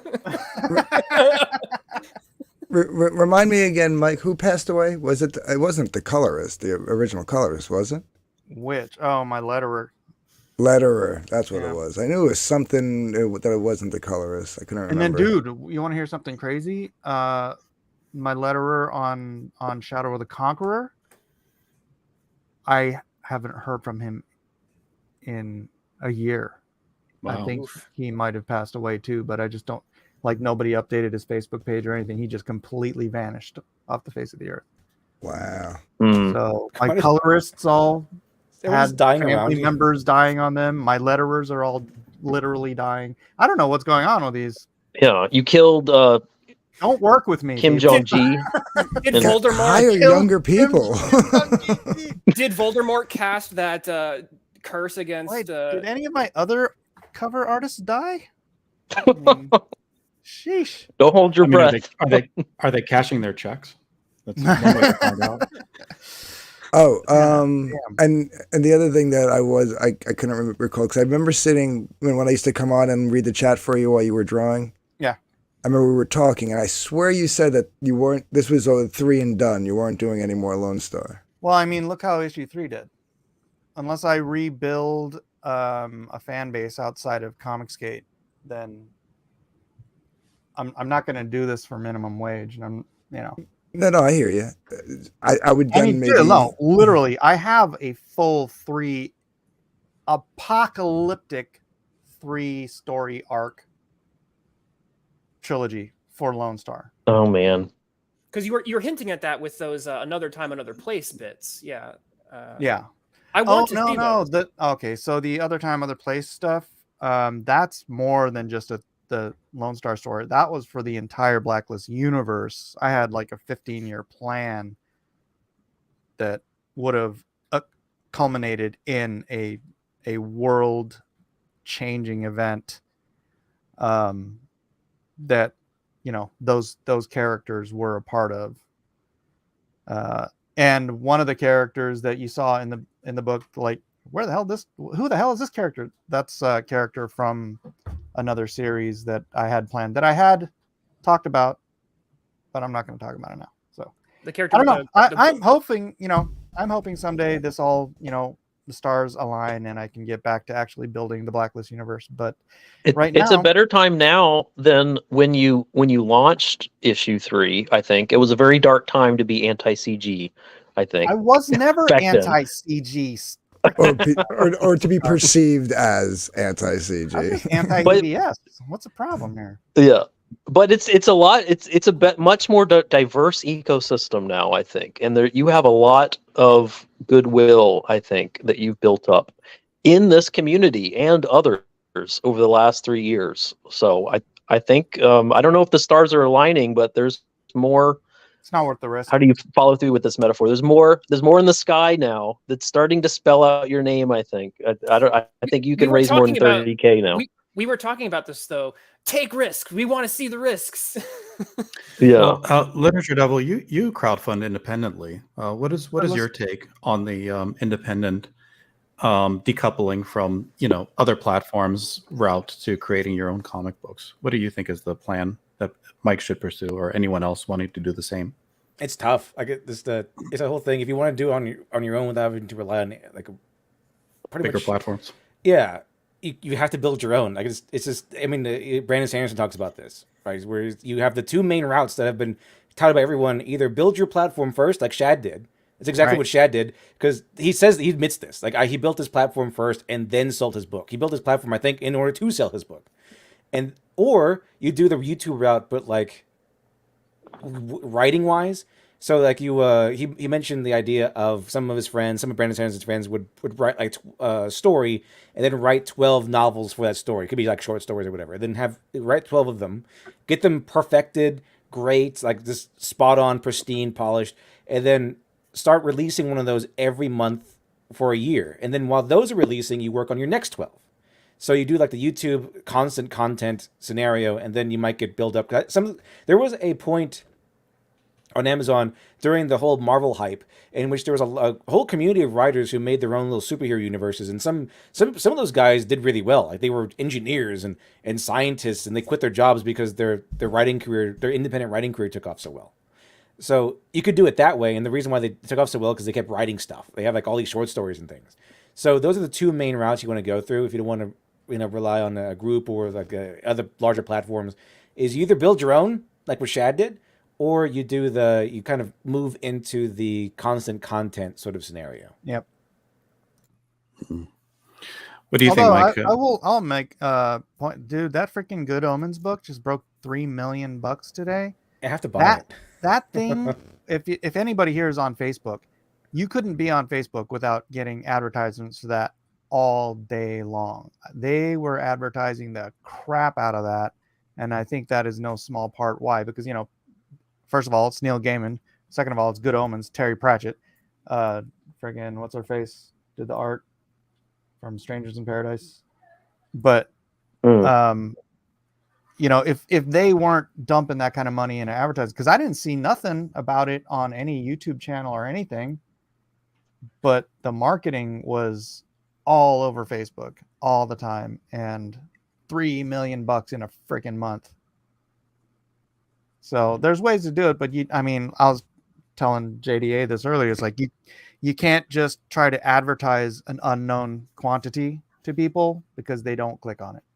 Right. So like if I was going to advertise something, I would have to drive people to the advertisement by like mentioning Injustice and Game of Thrones and whatever. And just try to piggyback on stuff that I've done that people know already to draw them into my new content. Is something What preventing can you just have like Ben Shapiro, like a photo of Ben Shapiro, and then like a very small picture of Lonestar in the corner?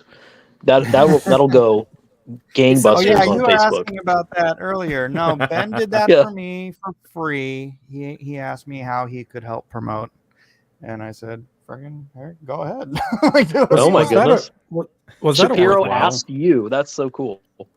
Was that worthwhile though? Like in retrospective, did it literally help didn't you? cost me anything. What are you talking about? Well, I mean, there's always that question, like, what kind of platform do you want to build? And you can build a large platform, but it's going to be a comics buying platform. So Ben Shapiro promoting you, I mean, he has a large audience. It sounds good, but was it worthwhile for a comics buying market? Like basically, how are the You sales mean coming was off I of that? scaring away the Kickstarter people who didn't like me beating up MS-13? No. Did it translate to significant sales for you? I guess. I wouldn't say significant, but I wouldn't say it hurt. I know people who bought because of that, and they've actually stuck with me for the years. So Is something Okay. preventing you from using the piggybacking off your previous successes in advertising? Because it sounded like you didn't want to do that. no, I was just saying how successful it was for Good Omens. I don't know. It's hard to gauge how well the ads do. I don't know. I'm not a marketing expert, so I know there's ways to do Facebook advertising where you can like track every single hit, and you only spend a moderate amount of money on each ad to see how well, what kind of ratio you get back. And it's the same thing with doing like YouTube thumbnails and titles and whatnot, and you can change it halfway through and see if your click-throughs go through better. But no, I just haven't really thought about it much lately. What are you thinking about? What's your current plans? What's on your mind? Yeah. I'm Or your working on endeavors? Afar right now, which I stopped working on like 8 years ago, and then I was just praying about it the other day, like what should I be working on, because I need some direction here on what I'm doing. And I woke up thinking about Afar. I'm like, oh, okay, I'm supposed to be doing that. And so it's basically, for those who have never seen it, it's a sort of a Calvin and Hobbes cartoon style, like I did Bless This Mess in, of the synoptic gospel accounts, but with no words. It's all just storytelling. So anybody on earth can pick it up, and if they can understand the storytelling, they can understand the gospel. Piggybacking on the Bible. That's probably really smart. That'll sell on Facebook. Well, it was a vision I had during church. Like, okay, so I'm sorry. I'm just trying to. let me I'm go jazzing there. it up for entertainment's sake. But All right, hold on. yeah, I'll show that's a you good guys, idea. so you can see entire screen.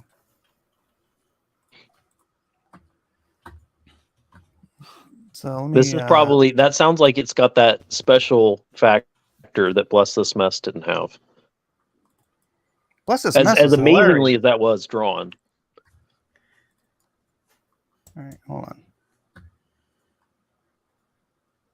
So, like I said, it's all storytelling, right? So it's like, where is the left and right buttons on? I guess I can use this. So this is Joseph and Mary. And I just, like I said, I try to make sure if I have to write a word like John or Nazareth, something like that. But like there's ultimately that anybody on earth can understand the whole story just through the pictures and what's going on. And so it takes Jesus, it's from the creation of the universe, Jesus being, marrying Jesus, and then just all the way through So I have a question. How the does this? resurrection. So, how does- okay, anyways, so how you does- can see they're all covered in freaking mud, right? So that's the symbolism of sin. everyone's covered in their own sin. And so the vision I had in church was this vision of like people covered in mud, and then Christ being crucified, and all of their mud coming off of them and being attached to him because he absorbs all the sin of the world. Right? So you can see he's the only one who's not covered in mud. It's like that scene from Monty Python. He must be a king. How do you know he's a king? He looks like one. Quick question. All over him. Tonally speaking, how are you addressing, because this is, a very cartoony style, how is that going to play with like the seriousness crucifixion. of the how are you going to handle that so it doesn't come off as like comedic? Very thoughtfully, and I'll cross that bridge when I get there. And Okay. I've asked myself that question, and so far I've just been taking it, one page at a time, one story at a time. I love the scene with Satan. It's just You'll handle it like Angel getting her slitting her own throat under vampiric, where it's like it's in shadow and in foreground, so you don't get the carnage up front. Yeah. So this is already done. You just have to print it. Is that kind of the idea? So I got about 65 pages done like 8 years ago, and then I was talking to my manager, and she got me a literary agent, and the literary agent says, "Oh, this is great, but like, can you do something more, well, basically less religious?" And so I started working on Bless This Mess, and then I worked on Bless This Mess for like a year. She got me syndicated, and then in Scandinavia, and then like I think after that I started doing Lonestar, and so I've just sort of forgotten about this for so long, and then now it's like it's time to finish it. So I'm curious, Mike. So you've done a lot of properties just in the time I've watched you on YouTube. I mean, you relative to the other creators, and you would know better than me because you know them and their work styles. How prolific are you compared to your peers? depends on the peer.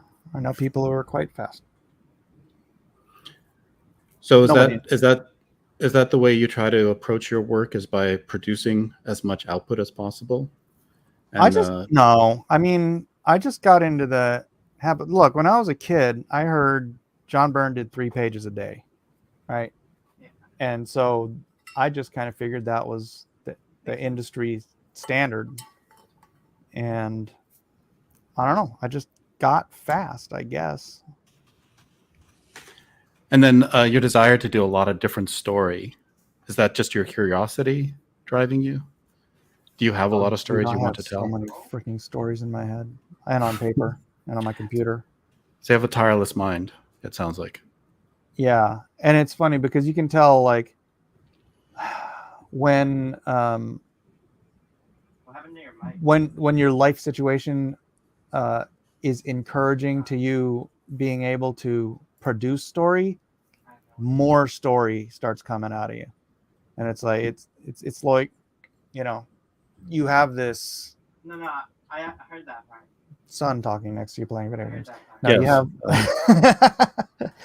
when you're not blocked up by the realities of like, oh, none of this is ever going to come out. None of this, that just kind of shuts you down. It's like there's this disinterest in wanting to create, I guess. But yeah, I've noticed that throughout my career. It's like anytime there's a moment in my life where it seems like there are these doors opening up to create stuff, just freaking ideas just like pump into my head from who knows where, and I just start writing, and I start like ideas come out, I just jot them down, and then other times where it's like there's no motivation to create, so nothing really comes to mind. Sounds like you feed very heavily off of positive energy. I think so. Do you go through long periods like that in your life and in your experiences as a creator, or are there more discouraging moments? Well, that's what I'm saying. Like a discouraging moment would be like Oh, Lone Star 3 only sold what percent of 600 copies or something. Yeah, so what's that? 30%? Less than 30%? Mm-hmm. So it's like 20%. So 80% of the people who read Lone Star 2 didn't like it enough to want to back Lone Star 3, aside from all the Comicsgate bullcrap. No. So So how do you recover as a creator from an experience like that? How do you find your positive energy again to continue creating? find things that allow me to continue to create. But I'm not, that's what I'm saying. I'm not going to devote time in it. Dude, it takes a long freaking time and a lot of money to produce a 48-page comic book. So I'm not going to dedicate that time when I could be dedicating it to something else that's going to feed my 7 people in my family and the one random kid that lives in my garage. That's Like, a new I one. got a lot of mouths to feed. I'm not going to waste time on something that's not going to produce income for my family. Are you like scrubbing it for toothbrush? So is it the logistics that motivate you then stronger than the inspiration to want to tell a particular story? Like if you have the means to do it and it's profitable to do it, you'll do it and you'll do a lot of it versus whether or not you feel like this story has to be told. Well, I mean, I've got a catalog of stories I can do, so it's like I don't need inspiration. If Ben Shapiro called me up and said, "Hey, Mike, let's do that comic book company. Here's $3 million," I'd be, I'd just whip out my catalog and I'd pick the first 5 projects and I'd start developing them. Hey, So if you Michael Savage is looking for an artist, by the way. I don't know if you saw that last Shut up week. for what? He's gonna. No, I'm serious. He's doing a comic book. He wants to get in the comic book thing. He's asking for portfolios. No, he's not. Is he really? I'm serious. I told Narwhal to jump on that because I feel like Where hardcore did you see libertarian this? guy Who's would this? Brother, I have been listening to pair Michael up with Savage Narwhal well, since but the 90s when he was just a Bay only on Area. Twitter. I would do Okay, that. well you have to submit. I think that'd be a good pairing. Who are we talking about? I had to step Michael away. Savage, he's Anyway. a long-standing conservative talk show host. Yeah. Gotcha. You and He Chuck used to Dixon would be an he used to amazing call pairing. Rush Limbaugh his Salieri. I heard you commenting on Chuck Dixon. I think you guys would make an amazing pairing. Yeah, you ever did a that's project actually, together? I have one project that I would love to do with Chuck after reading Hunter Ninja Bear. Mhm. We actually pitched a Batman story to DC once, but it's DC, so. But I have this story about a samurai bastard, not bastard. He's a Happa. So he was like, you remember back? Well, not remember, but historically they I can't remember which shogunate or emperor it was, but the emperor like kicked all of the foreigners out of Japan, right? And so I had this character Yeah. who he was a pastor or a priest or whatever. He was there to as a minister, but married in secret the shogun's one of the shogun's daughters, and that was right about the time. And I could even tie it in that that's one of the reasons why they kicked all the foreigners out of Japan. But then, so this kid is born and grows up being totally hated for being a half breed, even though he's like kind of, Shogun's grandson. So he's like being trained as a samurai. So because he's being trained as a samurai and everyone's constantly beating him up, he's got to become the best of the best just to survive. And then like on his mom's deathbed, she tells him to go and find his father. It's kind of like Six Gun Samurai, but instead of like going from one end of the country to the other, this dude travels the Silk Road through, Mongolia, Korea, Mongolia, China, the Middle East, all the way to medieval Germany to find his father. So you end up with this samurai in medieval Europe which I always wanted to see. Mike, as a you story. have to draw that. It's I know, got right? all the heart elements. It's got the tender love moments, the family stuff. It's got the medieval warfare. It's everything that you do so well. Well, to piggyback Maybe on what Michael my Savage will let you draw it. earlier line of questions were, Sorry. if you didn't care about the money that you made and you didn't care about the cost that you put into it, what's your one dream project that you would like to publish? I mean, the entire Blacklist universe. That was your dream? Yeah. So tell us about it. Where did it go after Lone Star? Oh, he's gonna shoot it. It's sitting on my computer and in my head. Why is he looking at it?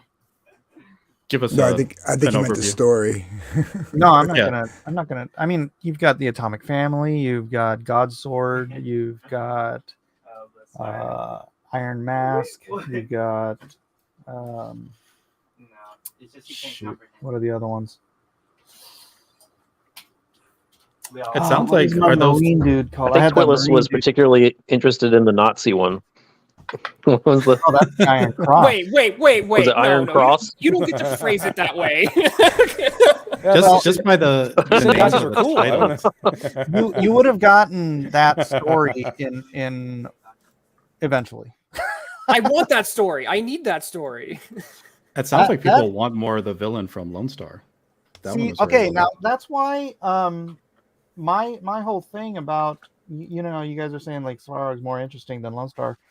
To me, that's the important part about a villain's or rogue's gallery, right? Joker is way more interesting than Batman. Yeah, it's 1989. Jack Nicholson was better than Keaton thing. Right. That's how you create. To me, the value of your villains determines the value of your hero. That's why I never liked Iron Man. Iron Man had the worst freaking rogues gallery in comics, and so it made me completely disinterested in that entire character. You don't like the But- Meltner?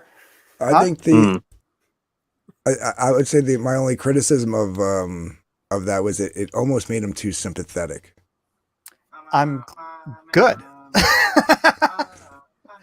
I didn't want to be you know Mike sympathetic. likes I didn't that. want. I didn't want to like doubt my loyalty. You wanna just to hate Lone the Star. I know, but that drew you more emotionally into it, Yeah, right? yeah. Because it See made that you question that your heart loyalty, ring and it made you is glowing question right now. Well, is it how sympathetic they are, or the villainy that's supposed to draw you into it? Like Joker is not sympathetic at all, but he is far more interesting than Batman, only because he's much more complicated.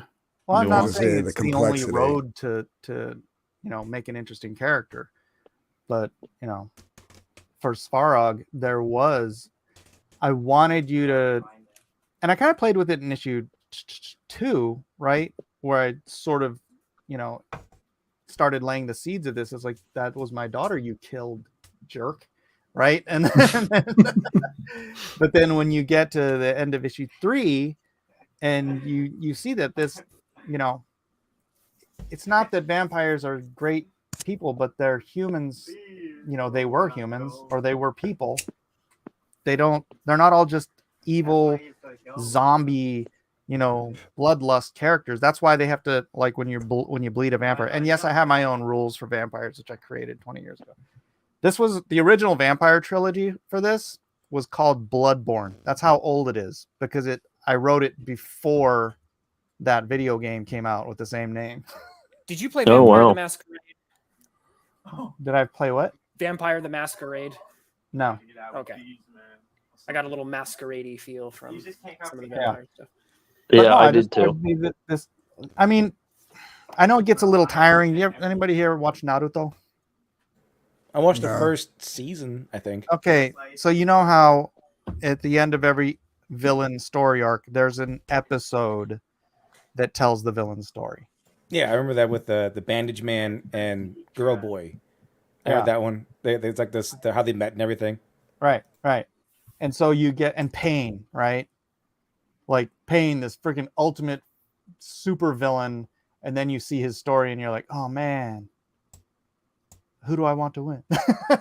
I mean, you always want Naruto to win, but at the same time, you there's an emotional price to pay for the villain who dies, even though it's like you see he's making all these bad choices, all these wrong choices, all these evil choices now, but then you see what brought him to that place. And like literally the thing that brought them to that place was like, dude, you just wiped out my entire family again. And it's like, what are you going to do if you're Svarog in that situation? You just freaking snap. That's what I wanted to know. Svarg's story was awesome. Like, could we have more of this? I thought that was awesome. Like very Game of Thrones. His lover, he comes back. His men have betrayed him. His lover is sitting in his laying in his lap, headless. I was like, this is great. I appreciate that letdown. I was very attached to that story. Then it's like, oh, back to Lone Star. Was Yeah, I that think was issue 3? I feel like the first half of issue 3 was it's okay, you're among friends, you can tell us. Did you add that after you started working with, I'm sorry I keep forgetting his name, but the Australian Mormon sword guy? Shadiversity. No, I told you this was all written. This was all written before issue 1, before I started drawing issue 1. Like the whole story arc. So it just kind of lined up that way. You've always had an interest in that kind of sword and sorcery with kind of Game stuff. of Thrones stuff, right? That's fair. that goes a fair ways back, doesn't it? I've been drawing Game of Thrones related stuff since 2002. So yeah, no, that's Cool. kind of my forte. That's how I got together with Shad. Is somebody messaged me and they're like, hey, Shadiversity has your book on his shelf. And I'm like, what? Who's Shadiversity? So I went over and he had my Hedge Knight book sitting on his shelf. Yeah. And then I contacted him. He's like, that's my favorite comic book ever. So that's how we hooked up. wasn't there another project you did with I want to say another social media influencer? Was it BitBoy? Was that the? I did, but it has never come out to this day. And BitBoy just got kicked off of his own platform. What? Oh man. Yeah. It's too bad because it's a really good story. And it's well illustrated too, I guess. You wrote and drew it, or was it written by? Okay. Can you release it yourself, or does it have to be through his platform? Let me see if I can show you some. I think I have it on my Dropbox. Oh, that'd be great.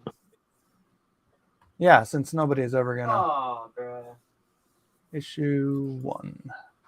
Yeah, there was a Credit fair card amount of hype statements. for that. Belay the order. Okay. Oh, you already have it on screen. Yeah. We saw your will, your mortgage. Doxed. Yeah. Wait, my what? No, I was he's- just kidding. he's- I'm just We're kidding. Yeah. Oh, you gotta snap. So yeah, I guess you could read it too. I'm just kidding. So I took his really goofy kind of characters and I turned it into a legit serious comic book story. All That looks great. sort of based around there's one of those fight scenes. Oh, those are so good. I love Yeah. this one right here. This monkey right here. This area. Can I ask you a little bit about Yeah. how you create these types of pages? Like what goes through your mind when you make this type of layout? Well, the basic layout is, you want to go from top left to the right and then back down and then to the right and then back down and then to the right, right? So that's the basic layout. And then you want to try to have whatever you're doing visually direct your eyes there, right? So it's like you've got this through line, face, gun, monkey, gun pointing down to monkey, pointing down to here, which the push is back to the right. Mm-hmm. And then this sort of follows through here and then back to the right. It's a little trying sometimes, but yeah. And then also, I'm a martial artist, so I like to take advantage of the different techniques that I know to make fights actually interesting. So do you? I really hate haymakers. Oh. Oh, poor Freaking Kurt. people draw like 12 haymakers in a fight, and I'm like, you freaking It's the same punch over and over. yeah, it's so Yeah. bloody boring. Do you mime out the fights a little bit then? Do you actually like go through the motions a little With bit? his kids, yeah. Okay. No, but I will tend to I'll tend to do follow-ups. Like you saw the other fight with Lonestar, it's like left, right, and then it's like if they're coming back to the right, then he's you're then kicking with your left knee. Your right, it's like I'm not gonna have 3 right hooks one after the other. It's always going to be stuff that follows up, or someone punches, then they're going to grab the hand, they're going to rotate, they're going to do, it. So he's choreographing it in his head. Yeah. Yeah. Yeah. So there's continuity in the fight. Yeah. Did you have a mentor in comics? Not as far as storytelling or anything. The real mentor I had was, for a minute I had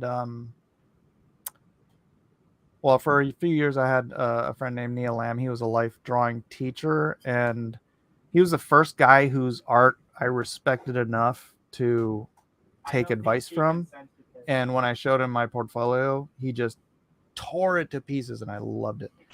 And and then so I would listen to his advice and suggestions, and he gave me the George Bridgman book for the first time, and I started studying that.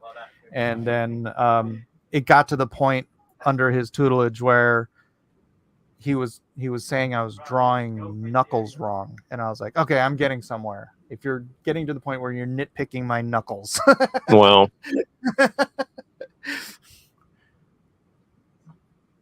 So yeah, dang it, I wish they would do something with this, because I think this is a really good story. Do you know, like, there's a Smiller face that I really enjoy that you give us in every one of your offerings, and it's the face where someone's like rearing back for a punch, but their face is pushing forward. It's the farthest forward of the body, and their mouth's open. You can count every single tooth in that mouth, and I can tell you take a lot of joy in articulating that face, that particular Smiller face. Smash face, yeah. Yeah. And I appreciate that you've got it's more than just poses. You've got a way of expressing things that you explore in different ways. I just wanted to say that. Thank you. How'd you get your start in comics, Mike? Tell us your journey through the mainstream. Were you tapping at the window, holding up your portfolio, asking for a break? No. Well, yeah, kind of. I went to first of all, I was in junior college, and I had learned that, Nancy wants to see it again. I had learned that Ron Lim was making really good money drawing comic books. And at the time, I wanted to do movie posters. I'd drawn comic book stuff since I was in 3rd grade, but I never thought that you could really make a living doing it. So I wanted to do movie posters. Thank God I didn't do that, because that whole thing disappeared real quick. And so I took my bag. Hold on a second. I think I have Sorry about that. No worries. I took my bag of whatever. I took a brown paper bag full of artwork to WonderCon, and I was showing it around. I got Tom DeFalco's card because he wanted me to send in to do some sample pages for him. And then I went over and I talked to Jeff Johnson, who I had just met the week previously at a Bay Area comic book club meeting. And he told me to go talk to Chris Ulm at Malibu. And so I did. Took my little brown paper bag. And I went to Malibu and I was like, "Is Chris Ulm here?" And he's like, "Yeah, I'm Chris." So I handed him the bag and I said, "Jeff Johnson said I should show you my stuff." And so he looks through it and he said he would give me work penciling, and I was like super stoked. And so I faxed him on Monday with a little note that said, "Don't forget about me." And he calls me back in like 5 minutes. He's like, "Is this how you ink?" And I'm like, "Yeah, you said you were going to give me penciling work." He's, "Oh yeah, we'll give you penciling work. I need an inker right away for this book." And I'm like, first of all, I didn't know how to ink because I didn't even know what the tools were for inking at the time. The thing I'd faxed him, I'd inked with a Kohinoor rapidograph. And not to mention, it was a photocopy of that, and then it was a fax. So I don't know how he managed to judge that I could ink from that. But my first work in comics was inking. And so I started, they were just dumping inking work on me left and right. And then my first actual penciling gig was they let me do the newsstand covers for a series called The Protectors. So I did like, I don't even know how many, 12 different Protectors covers. And then soon after that, I was working at Marvel. Cable number 12 was my first Marvel book. And then after that, I was at DC with Triumph. And then I just kept, you know what it was? It was Tom DeFalco. I think it was Tom told me when I sent in my samples to write personal and confidential on the envelope so that it would get past his minions, past the mailroom, past the assistants, right onto his desk. And so I started doing that to every You editor. hacked his office with that. I hacked I hacked all the editors because I did that to all of them. And then I had this whole schedule where I'd call every editor and just try to keep my schedule full. And you were studying art when you were in college, is that correct? I mean, it was junior college. Oh, I see. So you didn't find a lot of value though going through an educational liberal arts route to getting into the industry. You just jumped right in and made your own opportunities, basically. Yeah, basically. And then getting a lot of abuse from your peers, I guess, is the instrument you use to refine your craft. No, being inspired by other better artists. I didn't have to. After the whole thing with Nia, it's like I would keep studying Bridgman and stuff, and it got to the point where I was like, I was talking to Ed McGinnis. We used to talk like every day, and he's like, stop studying Bridgman. Wow. He's like, at some point you got to just do your own style and not worry about all that. You know all this stuff, so just. Can I ask you something, Mike? You have a reputation in these parts, and I think it has to do with what your CV is known for. But you have a reputation as an inker specifically. Do you think of yourself as an inker? No, I'm just thinking of myself as a creator. Yeah. Okay, that's how I think of you. I don't think of you as an inker. There's always that meme about spot blacks, and you're not really known for spot blacks. You're known for getting the pages done faster than your peers, and that's probably related, I guess. I don't know. What are your thoughts on spot blacks? Okay, the idea of when in doubt, black it out, I think is the laziest, stupidest artistic tool. Yeah. Any comic artist, I don't care if it's Todd McFarlane, I don't care if it's Ethan, I don't care who it is. When in doubt, black it out. No, when in doubt, figure it out, dummy. Yeah, see, that doesn't sound like an inker to me. Or someone who can ink but is doing a lot more than ink. I'm wondering where you got your work ethic, because you're saying it was mainly through inspiration. So how did you learn to be so tough on yourself? It's just kind of my motto. I teach it to my kids. When whatever you do it to the best of your ability. Do you think you got it through martial arts then, not necessarily through being a creator? No, I think I got it through my mom being such a harsh critic herself. You always had high expectations set in the household.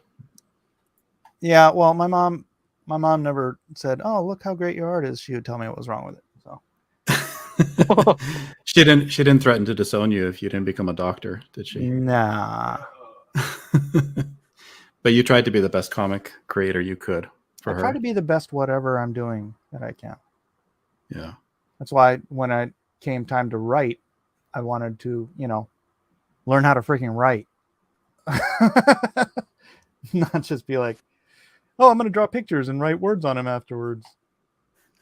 Is And you'd must Lone be- Star the first time you've written an issue? No, I wrote Yeah. Deal with the Devil. Oh, that's right. Let's see. I co-wrote Imaginaries. I co-wrote Lullaby. What else have I written? I wrote I wrote a little, what was it called? A Subway commercial that was in every single DC comic for a month. Like, remember when they did those like 8-page inserts in the middle of all of the DC comics, and it was like the Subway story. I wrote. So one of in a those. way, you have more writing experience than your peers, I think, at least in this crowdfunded indie space. Oh yeah, I wrote the first 3 chapters of Hand of the Morning Star too. I don't know where that is. Well, it's over there. I'm not gonna grab it. I'm getting the impression that you don't like the Marvel method of the way it's typically represented. The Marvel method of storytelling and scripting. I'm not a big fan. I kind of like but because it's so important to me to get expressions correct.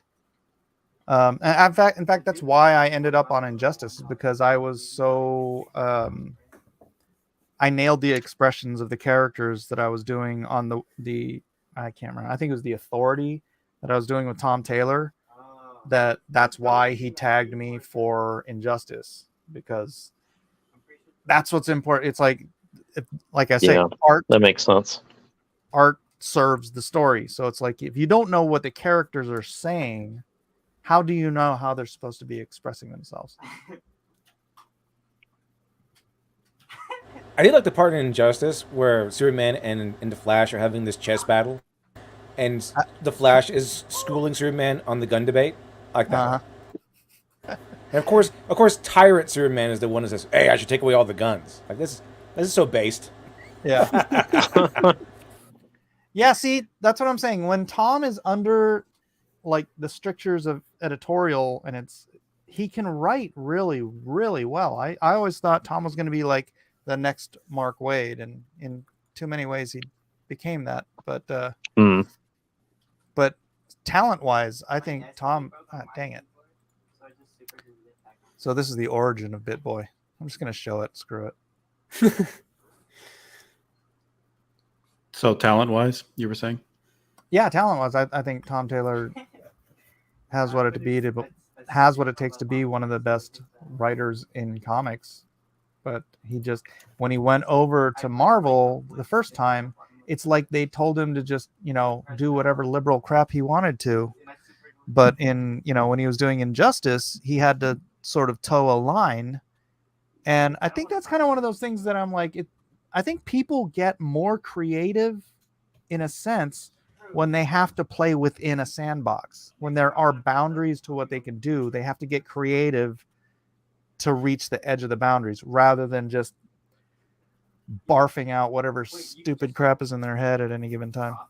Yeah, if you're walking the same road every day, it becomes habit. But if there's a tree blocking the road one day, then you gotta get creative to get to your destination. Right.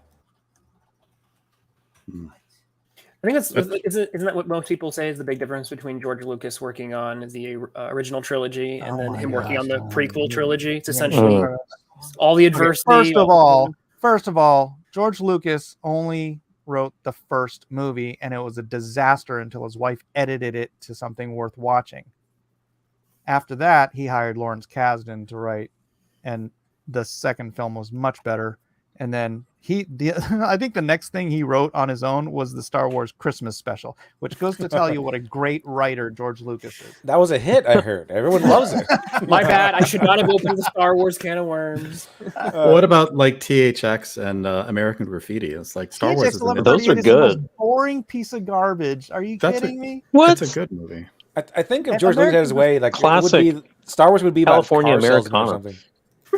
American Graffiti had no freaking story. It was a series of vignettes, practically unrelated. It was like a. Well, I have this issue with Quentin Tarantino too. I think Quentin Tarantino writes some of the best, most memorable set pieces in Hollywood cinema history. When he's Can't working with tell us- Harvey Weinstein. Can't tell a freaking story to save his life. What Yeah. have I done? No, it was Weinstein that curated all his scripts, and then when Weinstein got canceled, I mean, rightfully so. Yeah, he became untethered, and his stuff.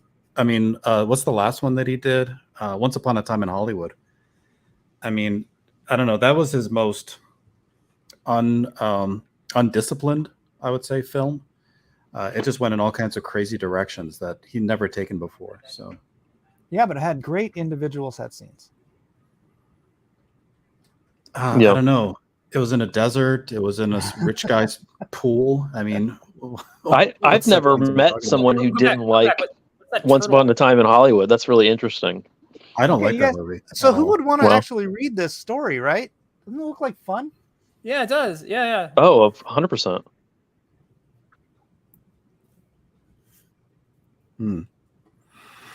Well, Mike, what do we have to look forward from you coming soon?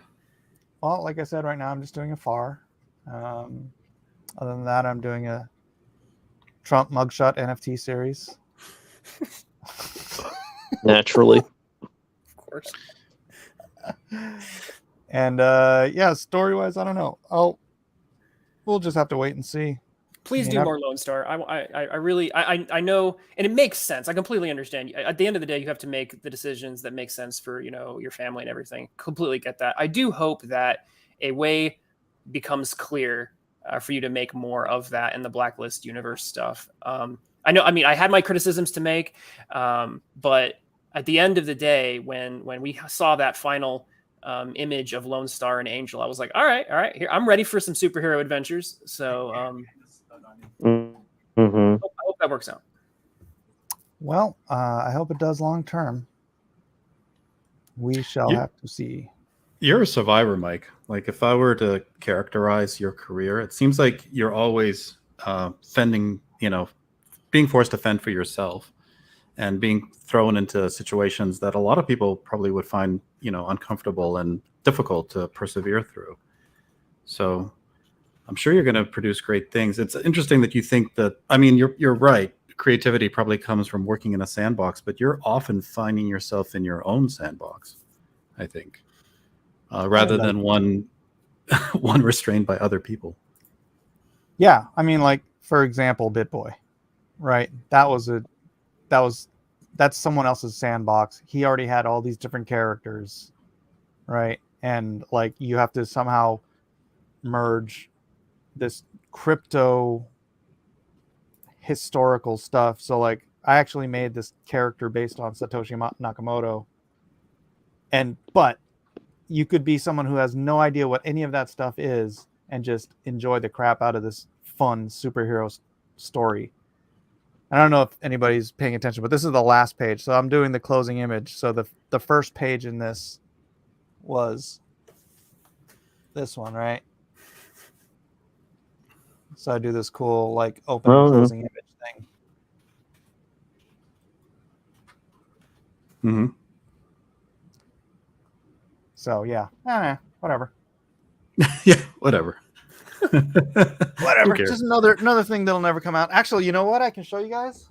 Yeah. I just found this. I was digging through like all my old crap. Oh my gosh, I even have. Oh my gosh. Hold on. I have stuff to show you guys. Okay, show and tell with Mike S. Miller. It's show and tell. So I on here when I told the story about how what was the name of that? Exiles. Remember the book Exiles? Yes, that was Marvel.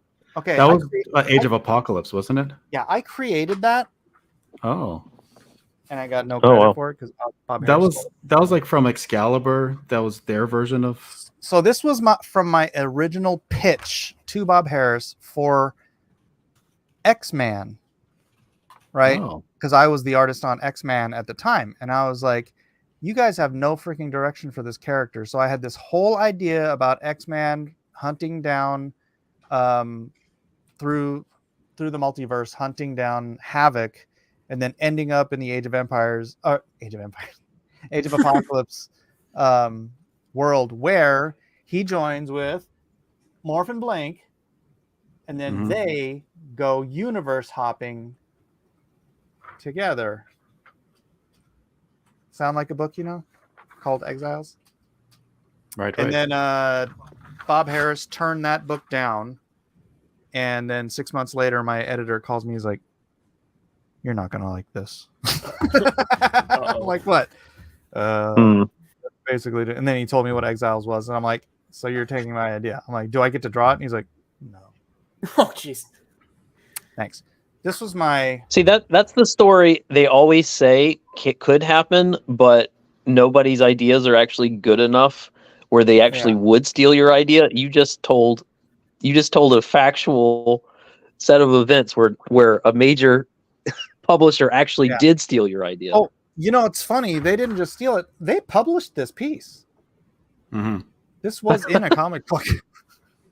Without paying Oh, you? wow. I mean, I don't even remember if they paid me, but this was my design for Robin Hood, like sort of with the classic. That's kind of the mask that is described in the Curse of the Capistrano, the original Zorro story, where it's like, it wasn't Grifter that came up with that mask. But I had this whole Robin Hood story I wanted to do too before that Robin Hood movie came out. But look what I have here. I don't know if I can. This is an entire issue of JLA that never came out. wow.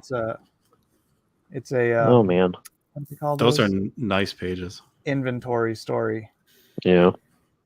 I did in like the year 2000, I think. Why didn't it come out? And it starred the Creeper. Why didn't it come out? Yeah. Because it didn't come out. Well, thanks. That clears it up. Yeah, I know, right? But I have the whole thing on photocopies, and I just stumbled on it. I'm like, nice. I got to scan this in. Because, see, I did do blacks. Wait a minute. Why all these spot? Well, it is Batman. I mean, It is Batman. Yeah, this page sucks. That page also sucks. Wait, I saw Guy Gardner in there. I did. Yeah, Guy Gardner was in it at the time. So yeah, I did blacks. I've gone through different times in my career where I've wanted to do more, more blacks, less blacks. Want to leave it open for color. Honestly, I'm not going to show the whole thing. Honestly, one of the things that got me to like stop doing blacks on everything is because colorists don't know how to color for core. Like, see this character here? I did the core shadow. That's how I like to light people. I like to give them either core shadows or like bounce lighting and stuff like that. But 9 times out of 10, colorists have no clue how to color that.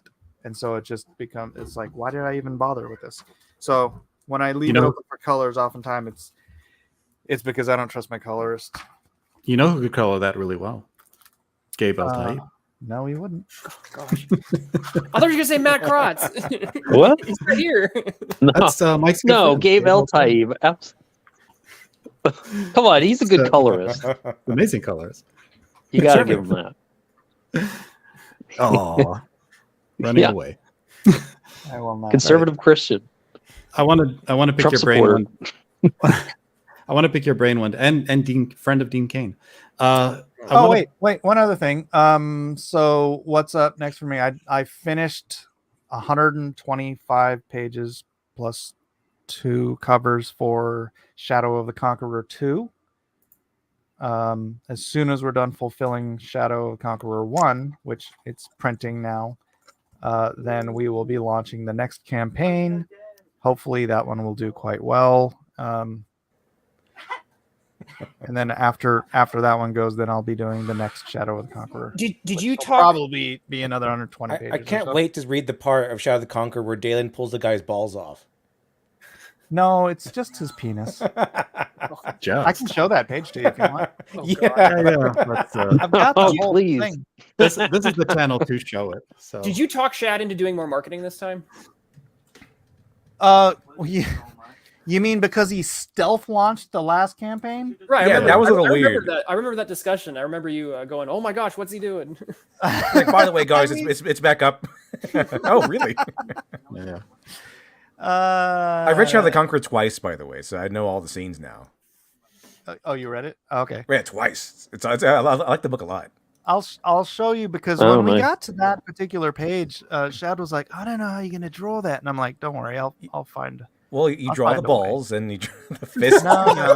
I have some anatomy I can use. It's where spot blacks. It's a perfect No, opportunity like for the- smart spot blacks. No, this was, what do you call it? This was me being inventive.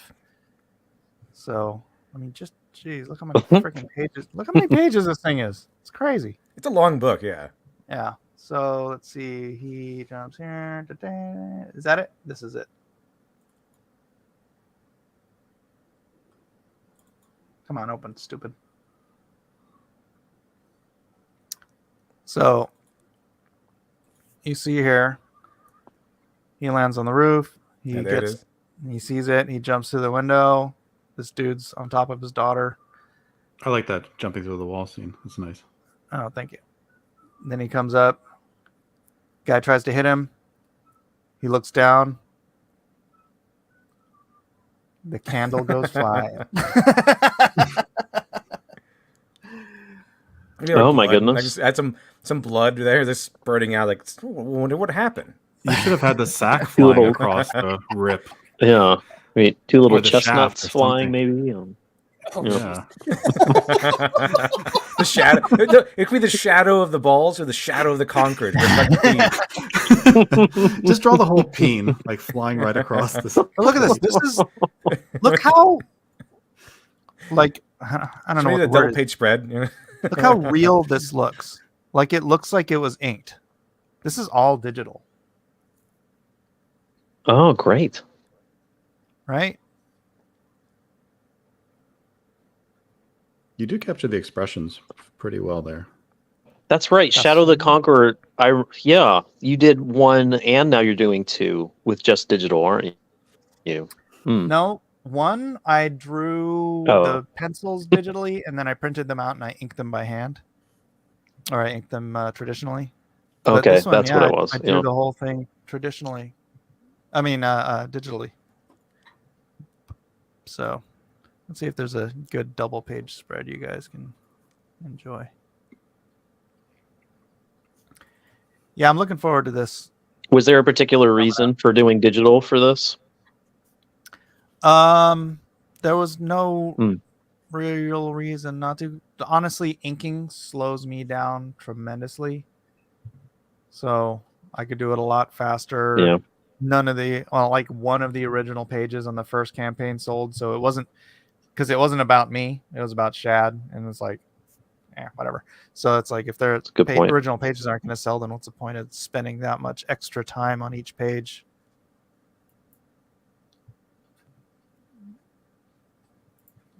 What's the scene to the right there? That's a really good spread.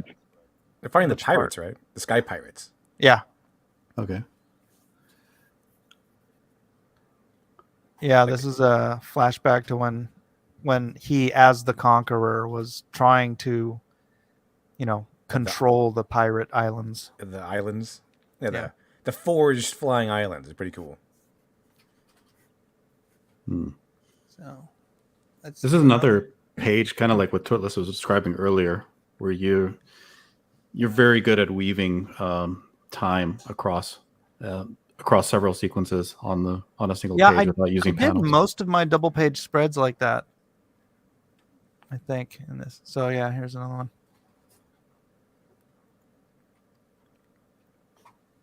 I like spreads that do storytelling as well as also being a nice piece of art. It's my favorite type of spread. Yeah. Mm. Yeah, because honestly, I know it's like, oh, it's eye candy, blah blah blah. I don't like wasting the space in a story to have like a big pinup shot of somebody. Ripply muscles all over the place.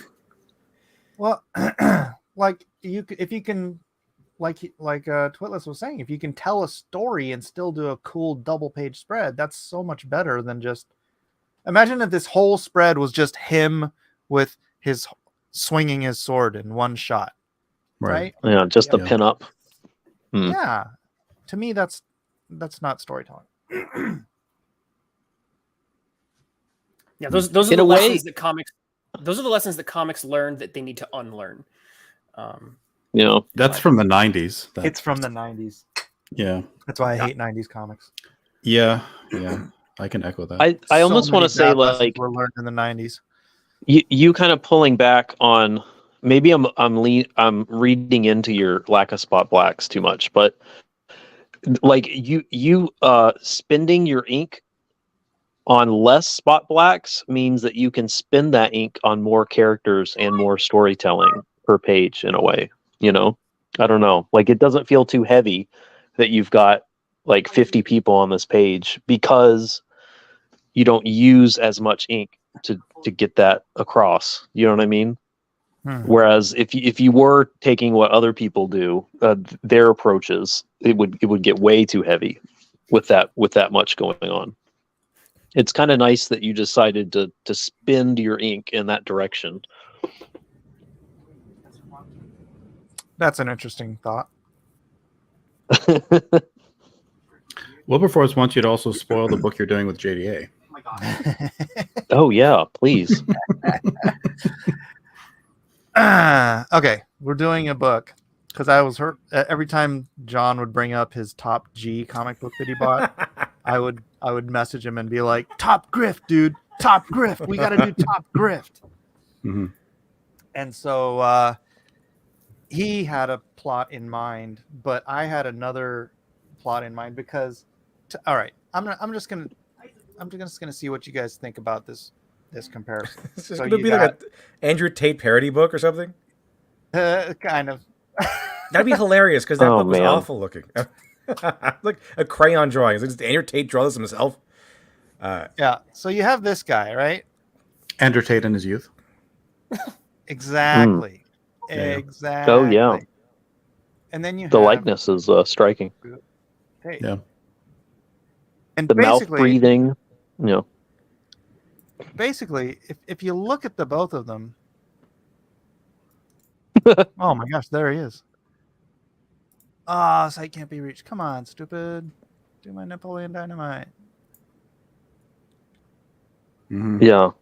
When he's Right? slack jawed, I think It's a high school picture versus college. Right. So I wanted to take a character that looked something like that. Let me see if I can find it. More doxing. And, Mike S. Miller. Yeah. and over the course of the story, which John did do the story, and so we're kind of weaving this concept into it. But over the course of the story, he ends up going from this guy to something more along the lines of the modern day Andrew Tate, and it's going to be funny. Oh, that's Wilbur great. says use Napoleon's brother instead. Well, I'm just gonna use that character. Yeah, Wilbur. And I'm gonna do it in the more like cartoonish style like this, so that it doesn't take me a whole day to do each page. From Nasser to Andrew Tate.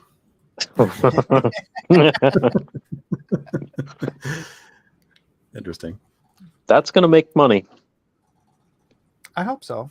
It'd be great. Yeah. if it does. People would love to see him You gotta- parody. You got to sell copies for like $100. They're at least Oh, a tier. dude, no, the $100, tiers- yeah, $100. The tiers are such great. Top G tier. Right. So one of the tiers, you know how on the Andrew Tate comic, their their signature edition cover is basically they just blew up the cover about 20% and they changed the color of the font.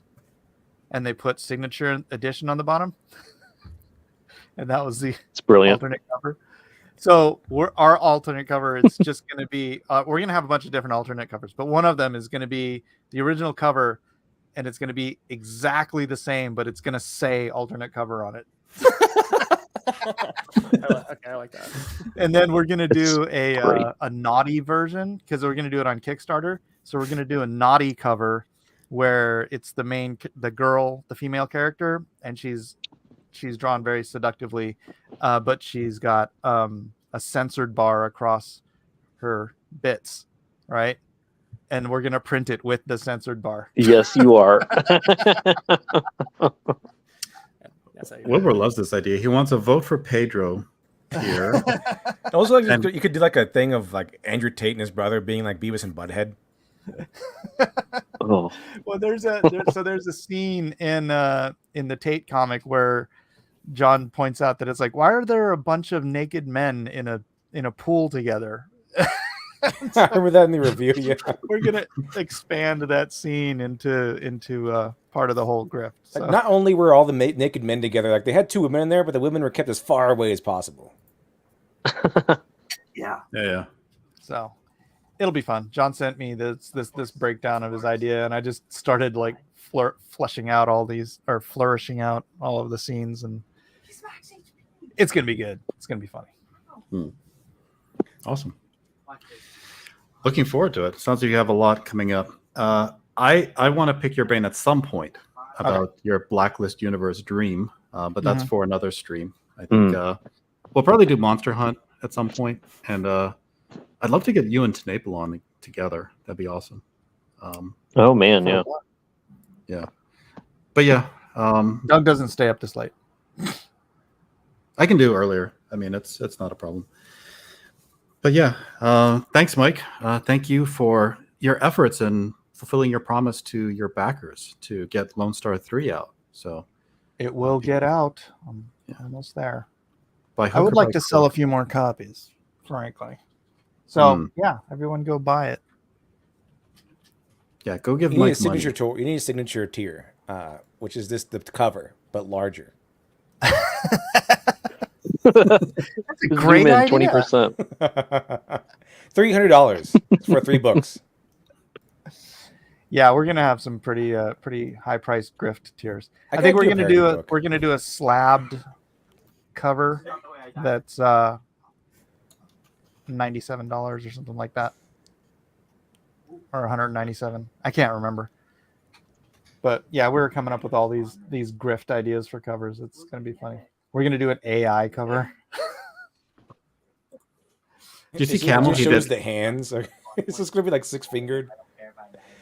It's just a close up of the hands of the characters. Yeah, what if I just draw a character to look like it's AI? That's what the book looks like anyway from the inside. Brilliant. His fingers are all so weird. I have the balls of this man to charge $100 for that book. It's like, I know. it's like 27 pages. It's just a book about him bragging about himself. In between ads about him bragging about himself, and then the end page is an ad where he goes, "Hey guys, I got a cool car, cool uniform, cool suit. By the way, I'm awesome. All right, bye."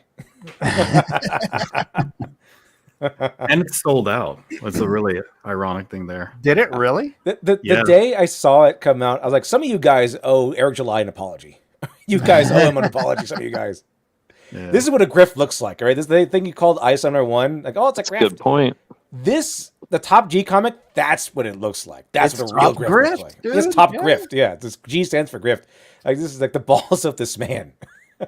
Although I did use it for marketing. Like, here's the page from the man who has millions of dollars at his disposal, Top G, and here's a page from Dr. Alpha, Dead Man's Lullaby. There you go. Well, did you hear how he came up with doing this book?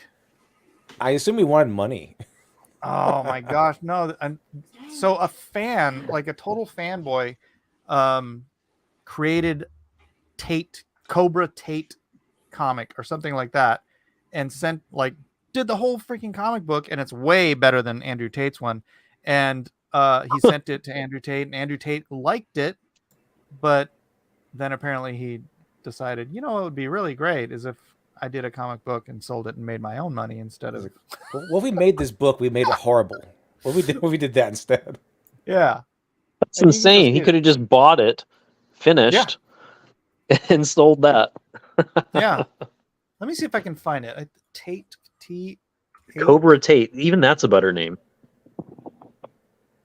Cobra Kai Tate.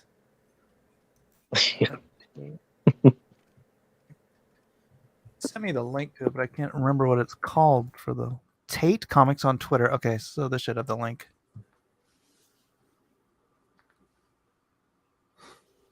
KSSS asks if Andrew Tate has millions of dollars, why do a comic for money? I don't know. It seemed like it was 20 pages long at $100 with like 6 full-page ads in it. Yeah, did he do a comic or was it just a pamphlet? It was like him bragging about himself, but in like picture forms. Like, look at my mansions. Look how awesome I am. Look at my cars. Look how much better this guy's art is. Well, this is like art. The other one, like a grade schooler did it. The other one, the one he actually sold, though. Yeah, it was like, hey, who can draw this? My nephew can draw. He's in 3rd grade. Yeah, I think that the real Andrew Tate comic, the one that he sold, like is better placed on a refrigerator rather than like being sold to people. Cobra Comics. Against Shaitan. That's pretty epic. The Muslim Satan. Is he Getting Dalsum? taken out. Is he Dalsum in that one? The guy from Street Fighter? That's what he looks like. Yeah, he is Dalsim. Yoga Flame. I mean, it's not the greatest thing in the world, but it's better than the one, Oh, Leagues it's and better. bounds better. right? It's completely workable. Yeah. Mm-hmm. That is serviceable. He's so manipulative, though. I'm wondering if it being bad is part of the manipulation. It's Yeah. what makes it the great grift. Yeah. Now we were talking about how bad it is. Right. Yeah. So I just thought it was funny that it was after this guy sent it to him, Andrew Tate liked it, and then suddenly Andrew Tate's doing his own comic book. But worse. So Far, funny. far worse. Oh yeah. Hmm. So What would a Mike S. Miller Andrew Tate comic look Here's like Dalsim. if you weren't doing a parody? what do you mean? Well, the fighting would be on point. Oh, he Mhm. says I am Dalsim. Okay. Yeah, you could research There you his go. actual moves, right? From the ring. Yeah, I don't know what style he does. Just kickboxing. Snake Is fist. it Muay Thai? I think so. I don't know. Do you know? My son says kickboxing. Mhm. He likes Andrew Tate more than I do. Right. Well, he's still growing. So When he says yoga, There's shouldn't some- the G in yoga be capitalized? The G? Yeah. Yoga? That should be like his whole thing, where like every G, every time he says a word with a G in it, it should be capitalized for top G. Oh, Oh, right. that's so dumb. That would be great for the comic. That would be fantastic. Well, I can't wait for you guys to review Top Grift. It's gonna be It's gonna, but first it's going to cost you Yeah. $1,000 for a copy. yeah, it's gonna be a tour de force. It's going to be 10 pages long. We'll get Dark Grift to weigh in and see rate how on the Grift scale. How It's going to high be is it? 10 pages, Mhm. but 5 of them are full page ads. Oh yes, I gotta make fake ads in it. Oh, you're a genius. Remember that? Yeah. What have you ever seen? All right. Remember, did you ever see that one Tarantino and Rodriguez team up, Planet Terror and Death Proof, where in between those they have like fake movie trailers and stuff like that? Could do something like Grindhouse, that. right? Yeah, Grindhouse. That was it. Grindhouse. Yeah, yeah. they made fake movie trailers for that one, so you could do something like that. Just fake ads. Yes. Yeah, we could do fake movies that all star Andrew Tate. Like that one. What was it? The Last Action Hero where they have the Hamlet, Arnold Schwarzenegger, to be or not to be, not to be. You know, it might be a little meta, but it would be kind of funny to do Andrew Tate is Lonestar and cast Andrew Tate. Oh man, yes. All right, this book's gonna get too thick now. The grift is real. Oh yes, Yeah, So you're gonna be able to draw this in like a week, aren't you? Right. probably yeah. Hmm. I Junk- can jam out, dude. I've been doing some. You know what? All right, I'm going to show you guys something that probably shouldn't tell people. Yeah, nobody will see it. This is Mike, great. don't worry. You're going to get me into trouble. Literally, my wife doesn't want me to tell people I'm working on this. I mean, maybe you shouldn't. You don't want to be in trouble with your wife. So Yeah, okay, I won't. yeah, don't worry. I'm looking out for Oh you, my Mike. gosh. So, What a tease. Oh my goodness. no. Can you tell us what it is? Maybe No. that'd be even worse. No, Don't I can't. tell us. Yeah, Yeah. Be I'll a just say good it's- husband. it's political. Thanks, Rabbit.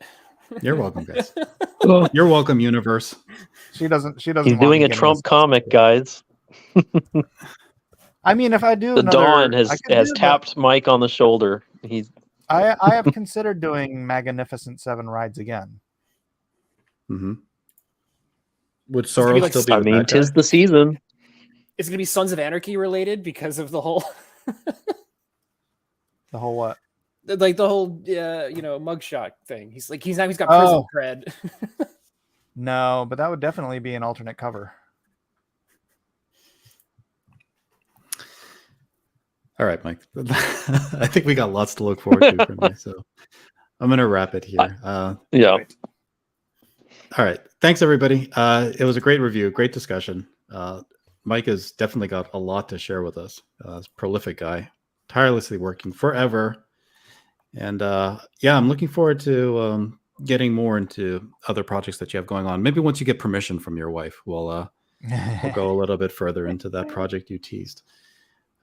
Thank you, Dark Gift, Matt C., Twitless, and Literature Devil for your thoughts and insights into Lonestar. It's great having all of you on. Yeah, I want to thank all of you too, except Twitless. Wait a minute. I had some negative things to say too.